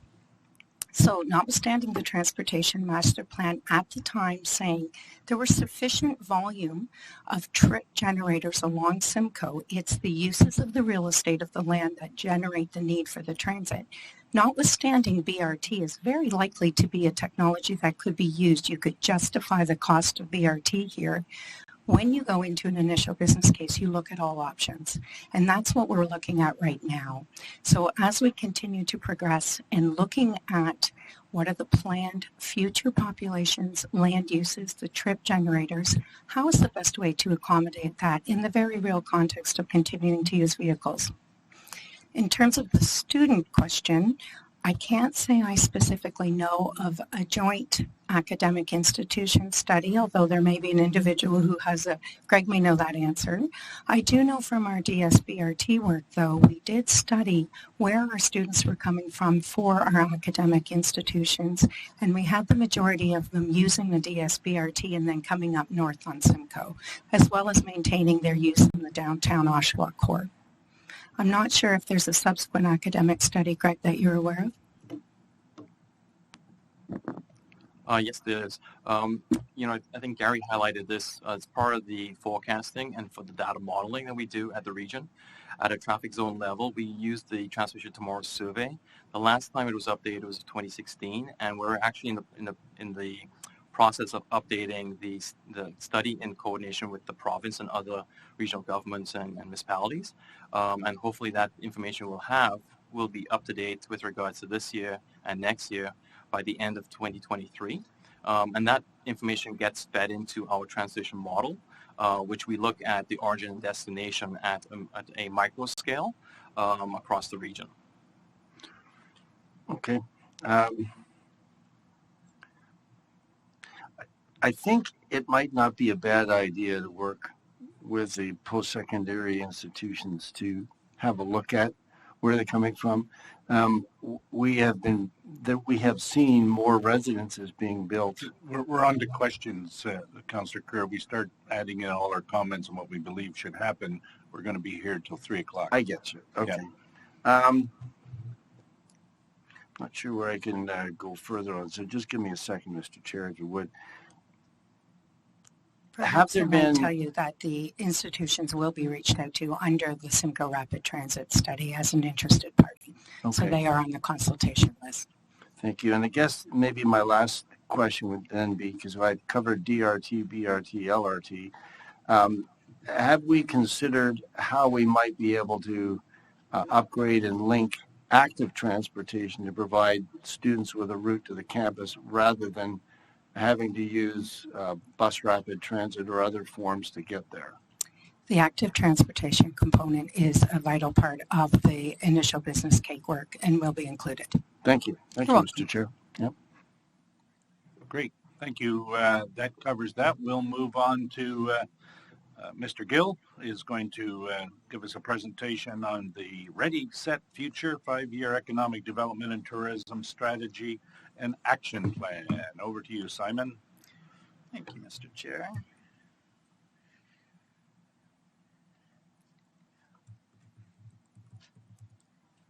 I brought extra copies. I know Legislative Services did deliver these to members of committee and council. If you have them, great, but if not, maybe just put your hand up. Here's a copy.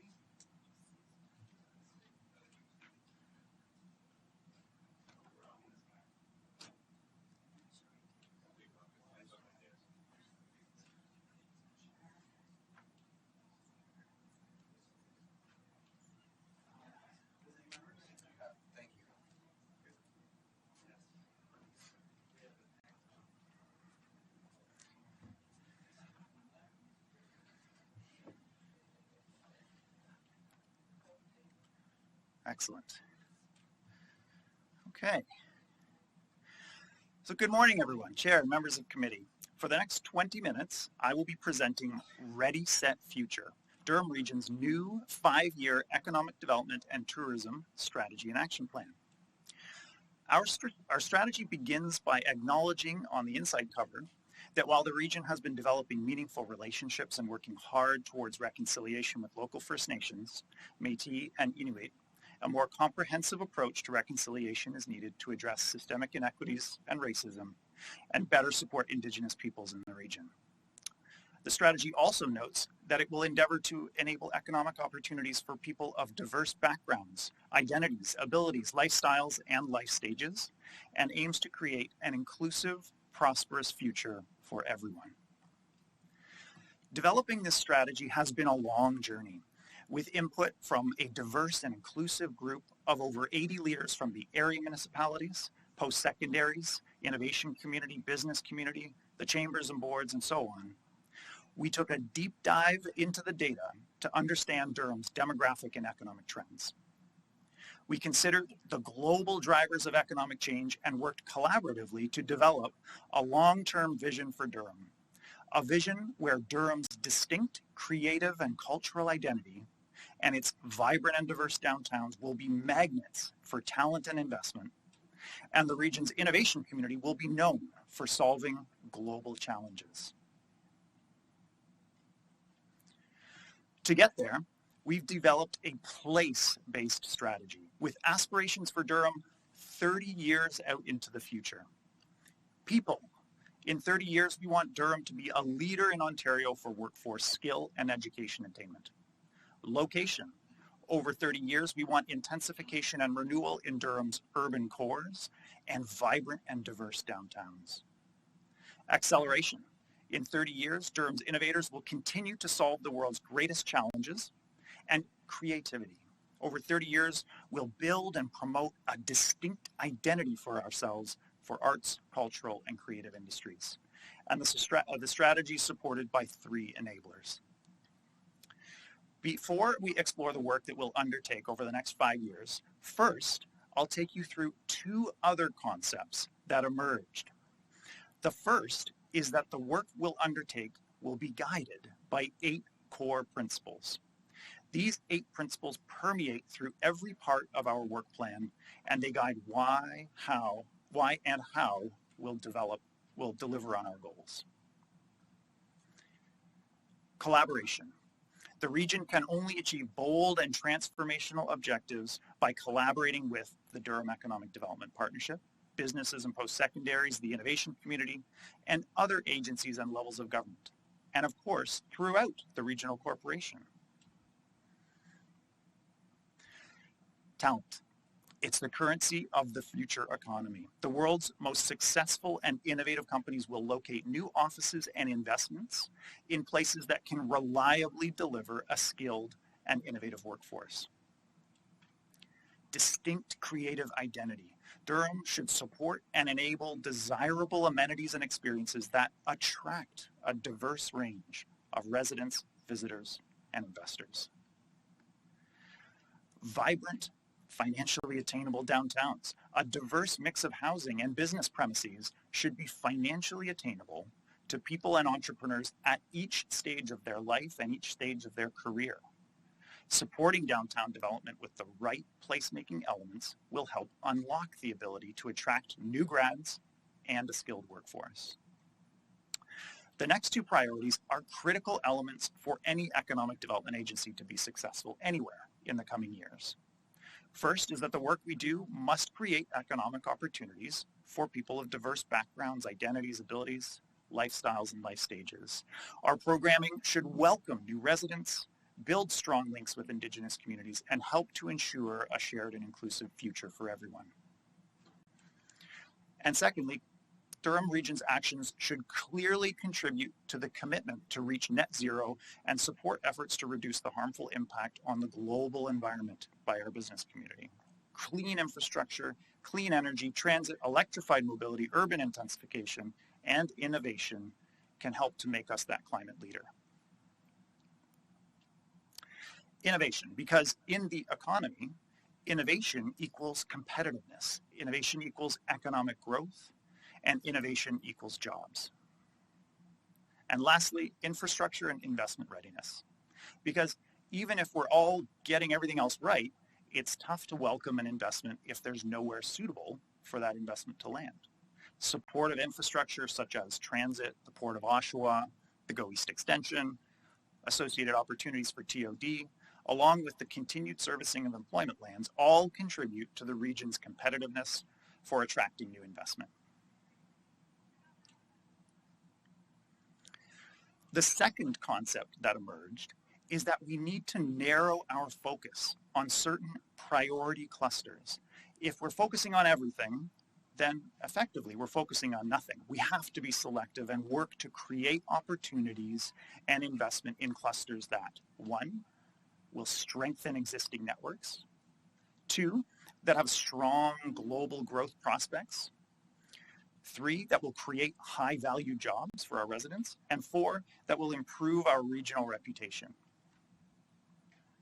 We identified these to be future energy, which includes professional services for electricity generation, nuclear energy in the supply chain, medical isotopes, battery storage, and retrofit technologies.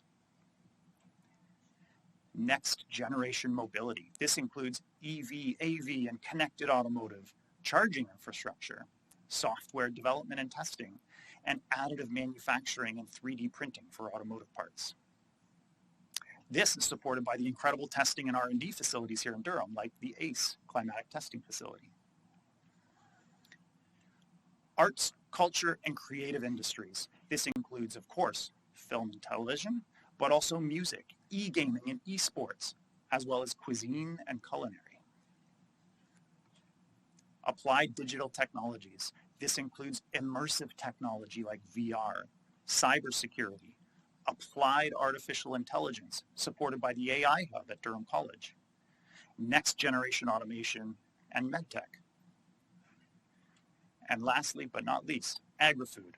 This includes agri-tech, on-farm diversified uses, agritourism, all in an effort to support the incredible local agricultural businesses to help them grow and meet the changing needs of consumers, creating more wealth in our rural economies. So, back to our place aspirations. We had set our sights 30 years into the future to allow us to create a work plan for the next 5 years that would send us confidently down that path to reaching our long-term vision. For people in 30 years, we want to be a leader in Ontario for workforce skill and education attainment. The talent-driven economy requires an increasingly skilled and educated workforce. Economic growth regionally is dependent on successfully attracting, retaining, developing, and deploying people in a way that maximizes their potential. On page 38 of the strategy, you'll see that over the next 5 years, we have 17 action items to advance these 4 goals. The first is we'll identify future talent requirements of Durham businesses and skill gaps in key priority clusters. We will unlock the potential of women in STEM fields and foster workforce diversity, encouraging inclusive talent development to enable underrepresented groups to invest in skills and education. We'll support Durham businesses to target skilled workers through promotion, outreach, post-secondary programs, and we will attract and retain talent. Up on your screen are just a few select examples of the action items under this aspiration. We're going to develop a program that includes dedicated outreach effort to quantifiably increase the number of women in science, technology, engineering, math, and trades and technical education and careers. We'll explore partnership opportunities to address sexism and gender-based violence in skilled trades. We'll address the ongoing labor shortages in the agri-food sector with measures to include succession planning workshops, mentorship for young farmers, skill training programs, and an InvestDurham agri-food career video promotion. And lastly, work with post-secondary institutions on a magnetic region program so that we can retain graduates and implement a marketing campaign to attract in new graduates from elsewhere. Your hard copy includes the many other actions we have planned under this aspiration.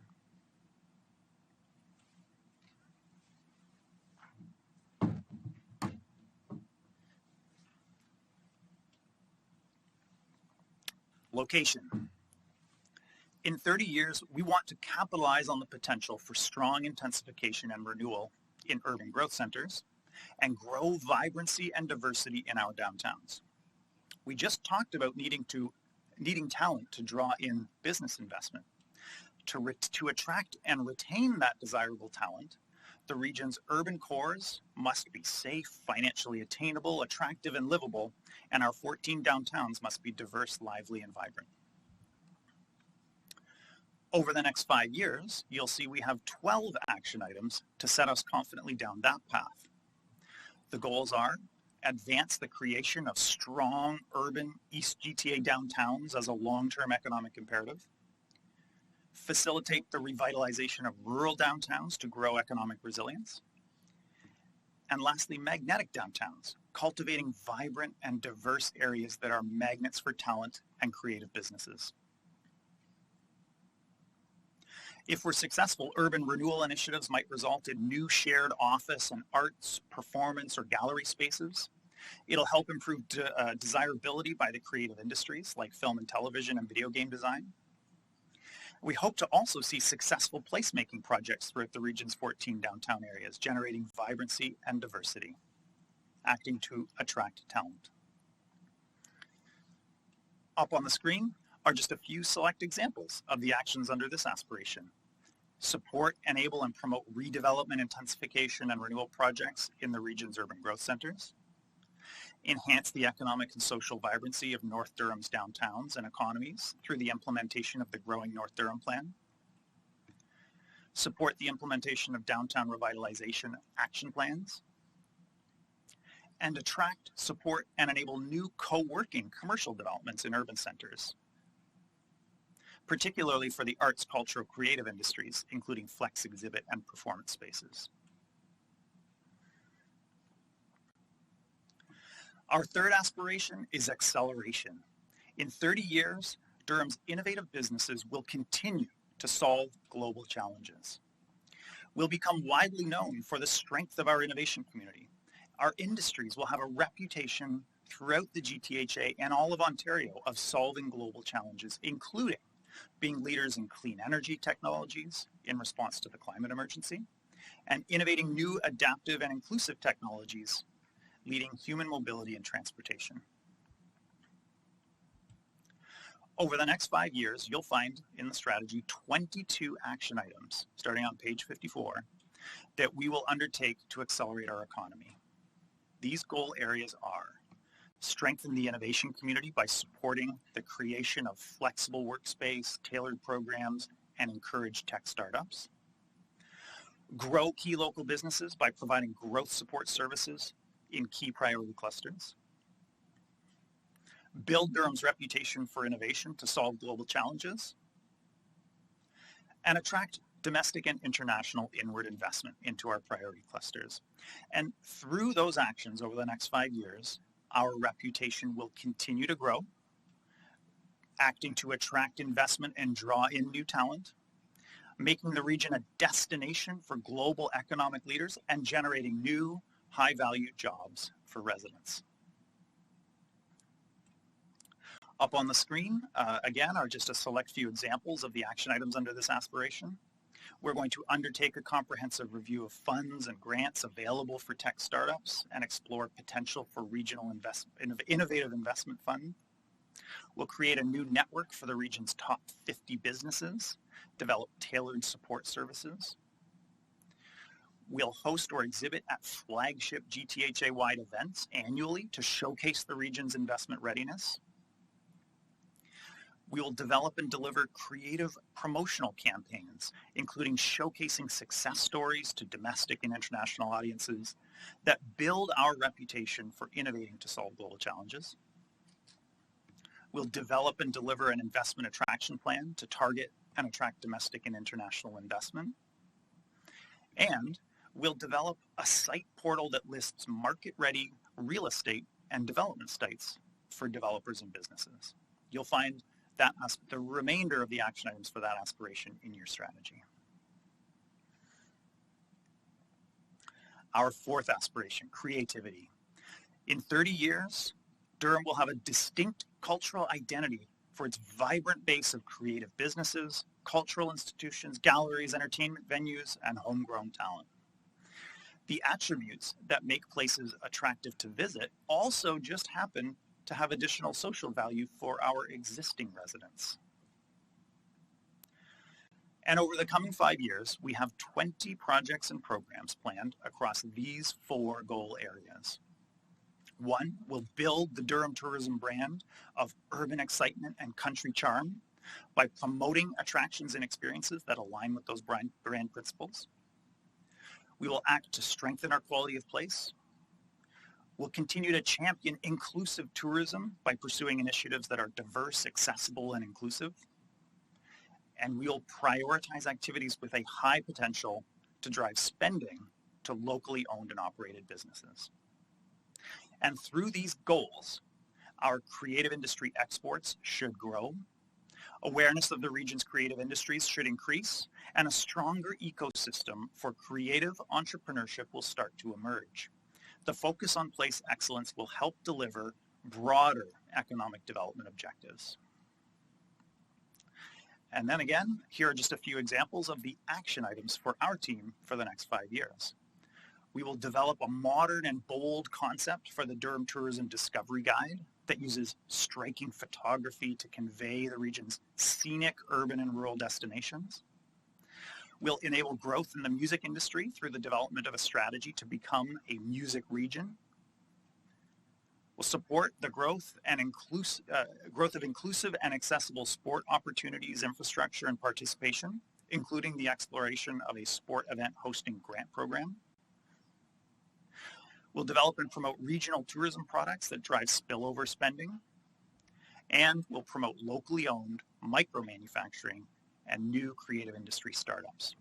And again, your hard copy lists the other actions we have planned over the next 5 years. Because it's a place strategy, we are rounding it out with the E on the end, enablers for the success. We're going to continue to fine-tune our collaborative delineation of activities within the Durham Economic Development Partnership to maximize our overall potential for success.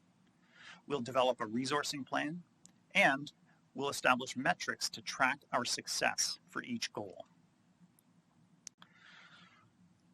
So, with leaders from across the diverse economy and armed with data and the global drivers of change, we looked 30 years out into the future, and our vision started to take shape for what our economy could look like. These place aspirations, people, location, acceleration, and creativity led us to create a strong and actionable 5-year work plan of 71 action items that will confidently send us down the path towards achieving this vision. The work we'll undertake is guided by 8 important principles, And our focus will be on 5 clusters that have extraordinary potential to create great high-value jobs and grow our capacity for innovation. With the endorsement of Council later this month, we plan to present this new strategy to each of Durham's area municipal councils in February, alongside our partners on the Durham Economic Development Partnership, the area municipal ECDEV staff.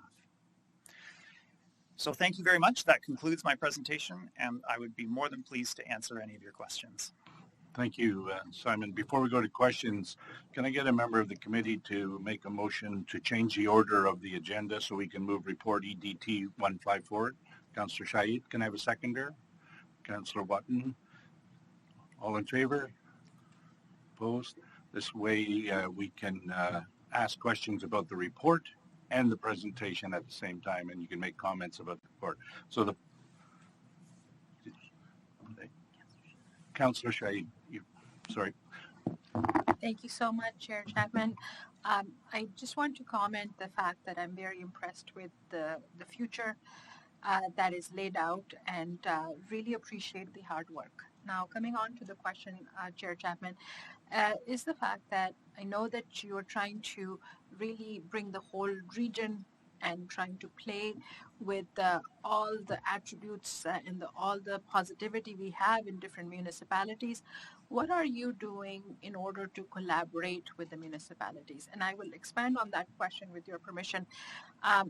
Yesterday we talked about our concierge program within our town of Whitby, and how Bill 23 will be an impact in the concierge program and the dollars, how are we going to afford it, and another staff member, and so on and so forth. So in that light, how can we collaborate with the municipalities so your work that you are doing can be beneficial to each individual municipality? Yeah, through the chair. Just quickly, thank you for your comments on the presentation. And for that, I just want to highlight that we largely developed this strategy internally with our team, and it was designed by Alana Topolinsky on our team internally as well, without any cost. So she would be pleased to hear your comments. So thank you for that. On collaboration, we work very closely alongside our partners at area municipal economic development teams in the Durham Economic Development Partnership, the DEDP. We meet at least every couple of months with a formal agenda, and we also meet outside of that with a special project team. So for example, the development of this strategy was largely done in collaboration with area municipal economic development staff from Pickering, Ajax, with Oshawa, Clarington, and then with staff from the north, but also with support from our northern economic development team internally. We collaborate very actively on multiple projects a year, including the Collision Conference. I highlighted that earlier in my presentation. That was one where we jointly had a project team consisting of staff from all the area municipalities that came together to showcase our vibrant and amazing innovation community to the tech world at that conference. And then lastly, I'll just highlight, there's many other ways that we collaborate, but one way I'll highlight is that in the coming couple of months, we're going to be convening a meeting of the DEDP with the region's area municipal mayors and CAOs and our regional chair. And it's a check-in that we do every few years to look at our joint work plan and joint initiatives that we want to pursue for broad investment readiness or broad promotion or attraction of investment. And that session really is a great exercise for us to go through to make sure that we have that continued alignment. Thank you so much. Through you, Chair Chapman, I do want to say that our future is bright. We will have some highs and lows, but this is definitely promising. Thank you so much. Councillor Kerr.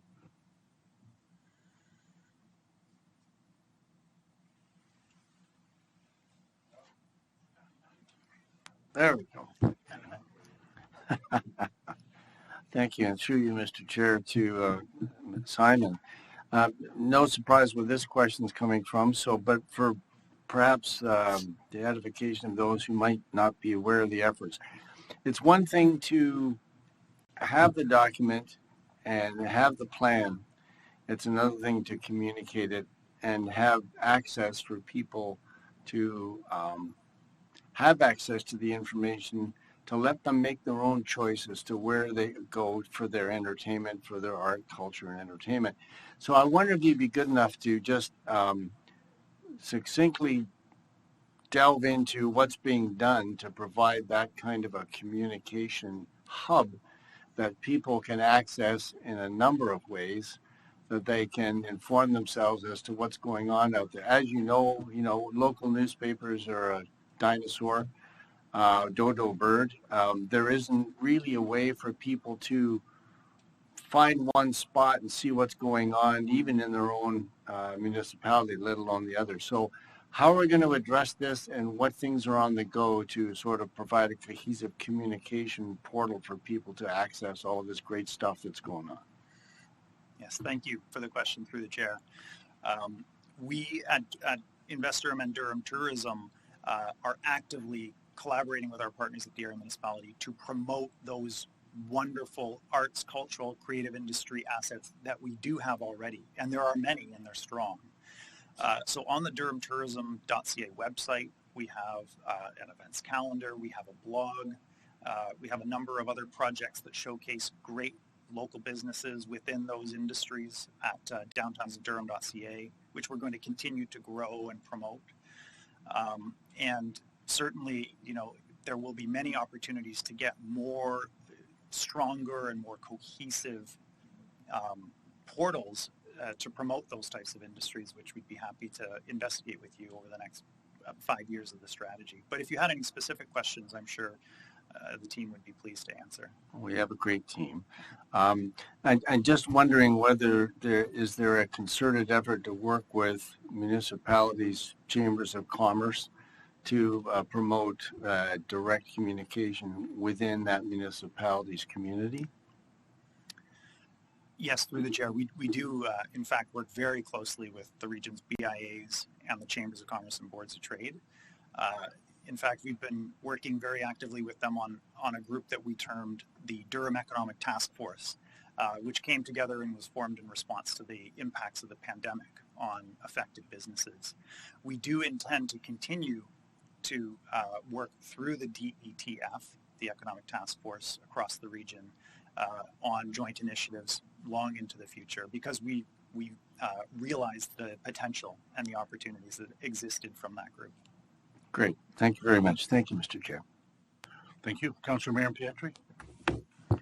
Thank you, Mr. Chair. I think this is an exciting time for your department, for you, for the Durham. And I think a lot of the municipalities, through Mr. Chair, are looking to see how they can collaborate, because collaboration is one of the key indicators in your report as well as in the program. I want to be constructive in offering our support from the City of Oshawa's Economic Development Department. They find a very positive outlook in working with you and the region of Durham. And we do have a contribution to make above and beyond the potential of even the outlook that we that we're considering. And one of the slides you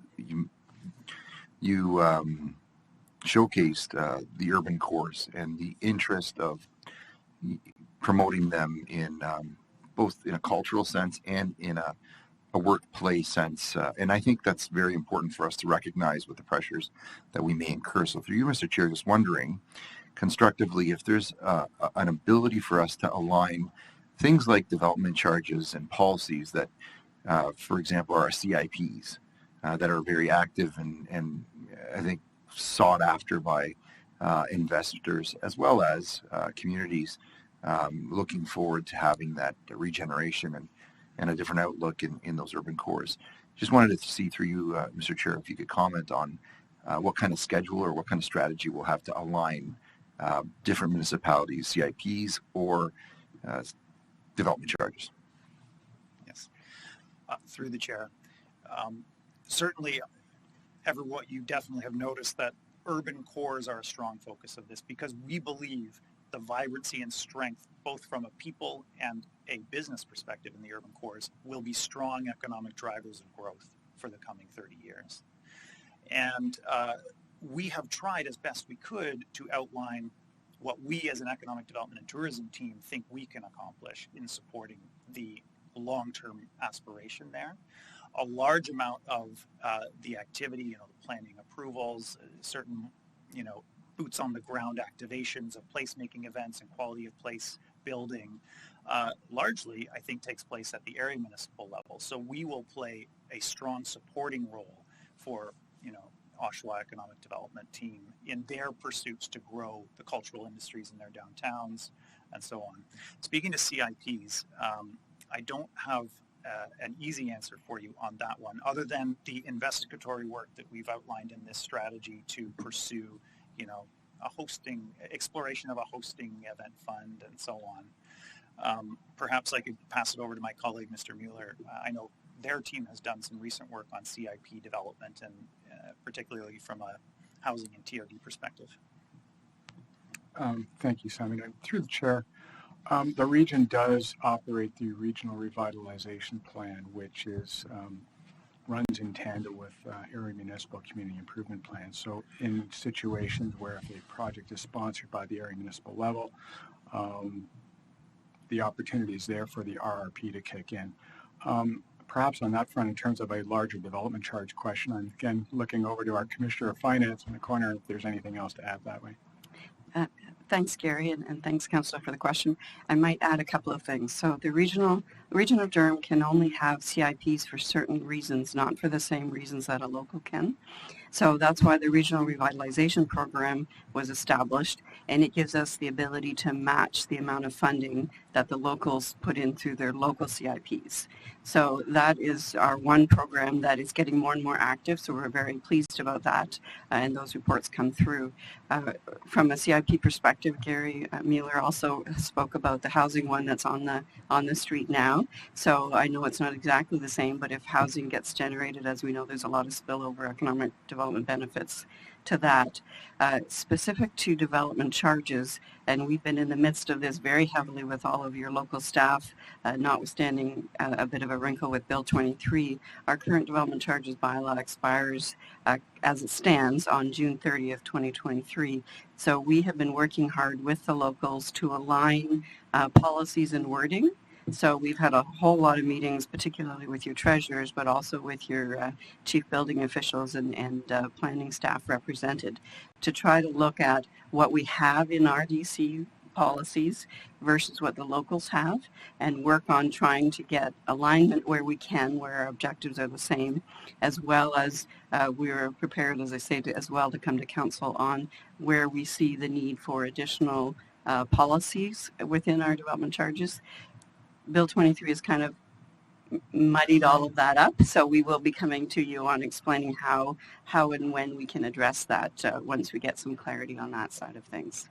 I appreciate that through you, Chair, to the Commissioner, to the Directors, as well as Commissioner of Finance. I think, and the reason why we bring that up is because I do believe that the platform or the template that you set forward is an exciting one. We just want to make sure that it's realistic in the sense that some of the challenges that we've had in the past through you, Chair, have been the alignment of some of these programs, and moreover the realistic approach, and maybe not so much that one size fits all in each municipality, but that certain municipalities have different dynamics. And I appreciated that the photograph regarding the dynamic and urban sort of centric strategy was that of Pickering Village, because that reality is much different than that of Oshawa's more, I think, fulsome sort of urban environment in its core, and from the photographs that have been showcased in previous meetings. So I want to make sure that we keep our eye on that ball, and I'm really eager to see how that urban sort of strategy plays out.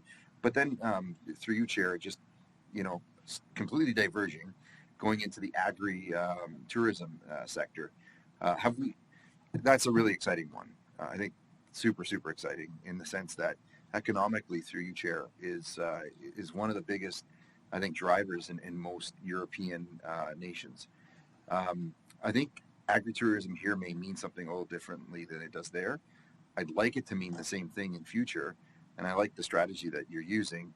And then in that vein, asking specific to zoning. For example, We, in past, have frowned upon those looking to utilize their properties, farming properties, for example, not just for that purpose, but also for the purpose of entertaining. And as you know, in Europe, you're producing, agricultural goods, but you're also entertaining and attracting people as a means of agritourism. So just wondering if you could expand on what that strategy will look like and if it will answer that question in the 30-year process that we're looking to engage in. Yes. Through the chair, this is an incredibly exciting sector for us as well. In fact, I would say that probably the development of our agri-food sector and the support of it in enabling things like on-farm diversified uses, agritourism, and indoor and vertical farming promotion is probably the most advanced action plan that we have in delivery of the strategy. And actually, Ms. Jibb, manager of that section, has been doing some great work with her team on developing those.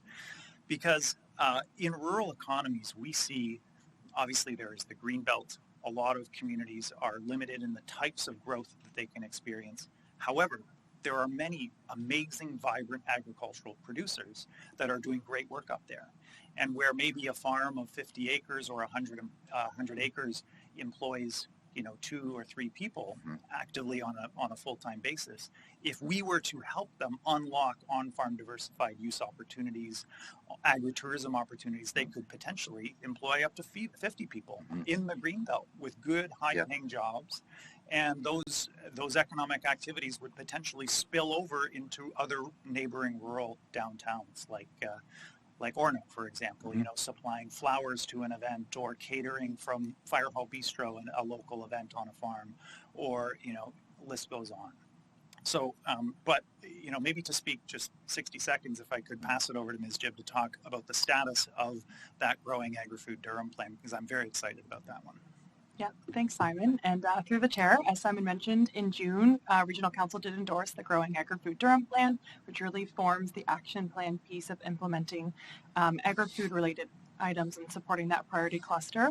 In terms of sort of agritourism and what the councillor mentioned, on-farm diversified uses is certainly an area that's emerging within the agri-food sector across the province. And the Ontario Ministry of Agriculture, Food and Rural Affairs recently released their best practices for supporting on-farm diversified uses in Ontario. So we're definitely taking a close look at that and looking at how we can support businesses to overcome some of the barriers when they do want to diversify their farm operations.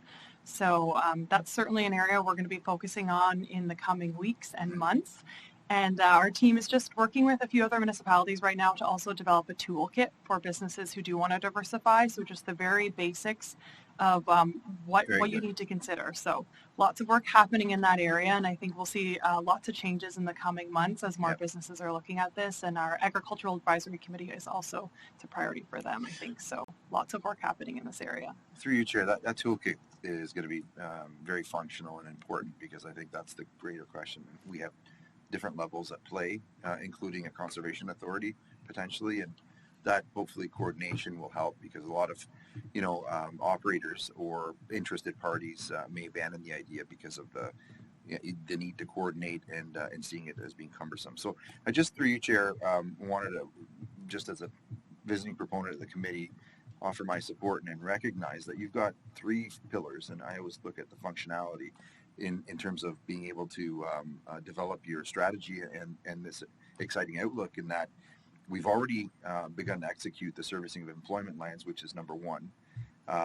Number 2, and equally, if you're looking at density and some of the targets we have to set or meet in a way that I think may relieve some of the pressures on those who frown upon greenfield development, looking at the brownfields and the urban cores and seeing how we can align CIPs, programs, as well as DCs. And then the third, really exciting, is agritourism, and seeing if we can move to the direction that some of the European countries have and maybe perfected. Maybe in that 30-year process we can do that. But through you, Chair, to the Commissioner and to the Department and the Committee, I'm excited for what lays ahead, and also for your ability to be able to work with our municipalities so that we can sustain one another's progress. Thank you.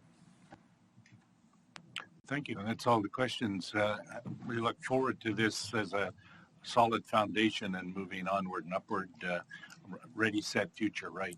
Thanks, Simon. Thanks, Mr. Chair. So I do need a motion to move the report ED 15, the recommendations. Councillor Shahid. Seconder, please. Councillor Kerr. Any comments? All in favor? Opposed? That is carried. We are now on to 8.2 correspondence, or sorry, report P Planning 20. It is received for information. Can I have a motion to Councillor Kerr? Second, Councillor Shahid. Any comments, questions, or otherwise?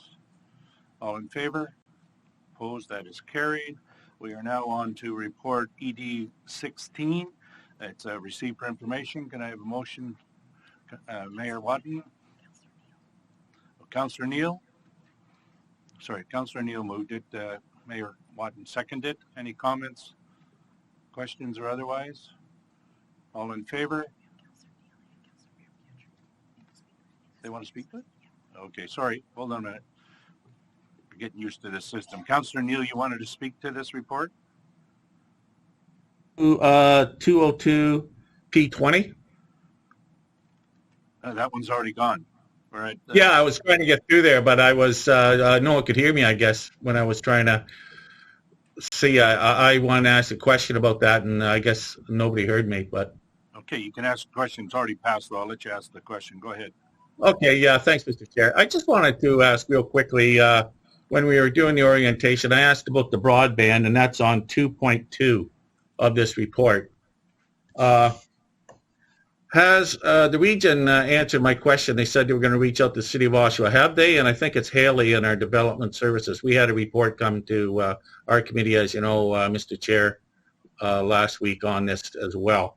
So has the region reached out to, because I want to get this Raglan and Columbus hooked up. They're in the dark ages. Okay. That's in the front page. Let's get an answer to your question. Can I get an answer on that? Yep. Paul? Through you, the chair, and Regional Councillor Neal, we have reached out to Haley. We've provided her a lot of background for her report that went to council, and Raglan as well as Columbus will be done approximately this time next year with an ISP partner of ours. So okay. she has quite a bit of the detail, and we hope to be able to share more information in the near future. Okay, and just further to that, I think it was on on the investment attraction, and I think also on that report, I was just going to ask. We have a zoo out in North Oshawa. I think Simon's aware of it, as well as the commissioner, through the chair. The Oshawa Zoo. Could you reach out to them, as I think they got some good ideas. Thank you very much. Okay, thank you. Okay, you put in a request to speak, Councillor Marin Pietri. Councillor Marin Pietri, did you have a question or? No? Okay. So I need a mover on EDT 16. Councillor Kerr, seconded. Mayor Watton, any comments, questions, or otherwise? All in favor? Opposed? That is carried. We have no advisory committee resolutions, no confidential matters on other under business. Chair Henry, I understand you have something you want to bring forward. Thank you, Chair Chapman. I did send it electronically to the clerk, and there is a copy in the room for the clerk and for yourself. Right. It is a motion. Just a quick procedural question. Do we have to waive the rules to introduce this item? So my first action would be to waive the rules to introduce an item. Moved by Chair Henry to waive the rules to introduce a motion, seconded by Councillor Shahid. All in favor? Opposed? That's carried. So you can enter your motion now. I see you don't have a seconder yet, though. You want to second that? Okay, so moved by Chair Henry, seconded by Councillor Shahid. Go ahead, Chair. Chair, thank you. And it is fairly long. If I could have the clerk slowly scroll up the screen so members of council can read it.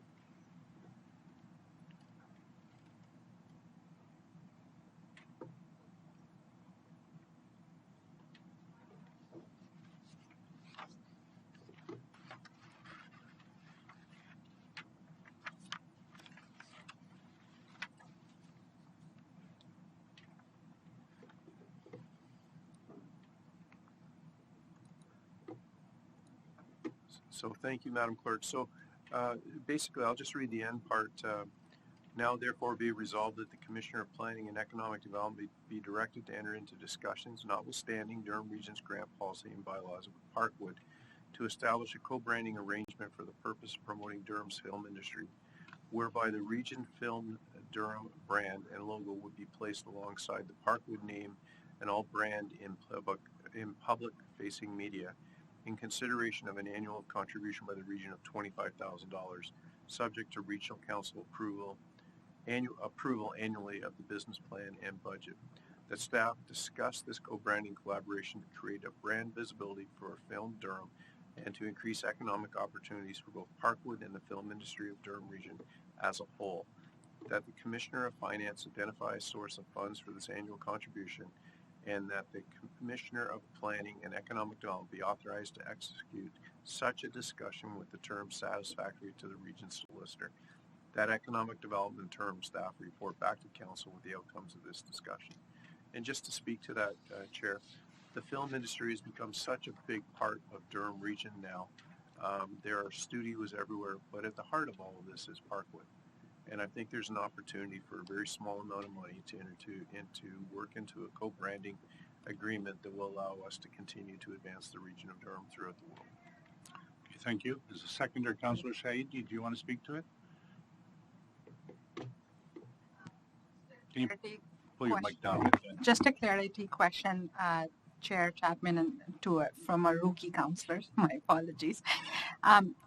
As much as Parkwood is just a huge destination for film industry, I would also highlight the fact that in the recent few months, or just about this year, we saw Trafalgar Castle, the Centennial Park in downtown Whitby, to be a huge destination for Netflix and other film crews coming towards Whitby as well. Now, this allocation of this $25,000 is a contribution to the entire Durham region film industry? No, just to Parkwood.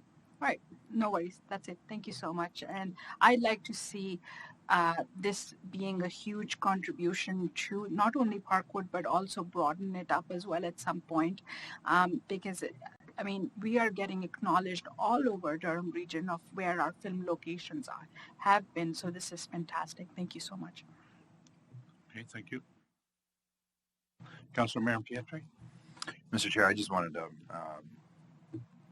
say that I appreciate, as was the city's, one of the city's representatives on Parkwood and one of the directors of the board. I have to say that it's a challenging time that we're in, and I think recognizing Parkwood's long-standing presence as a provider for the film industry, but not only that, but for the image and the progression of what we're trying to create, either through economic development or the entities that utilize Parkwood, be they Durham College or other. I think it's important that we recognize its point and place in history. Not only that, but moving forward. So, offer my support through you, Chair, to Chair Henry, and my appreciation. Thank you. Any other? Then all in favor?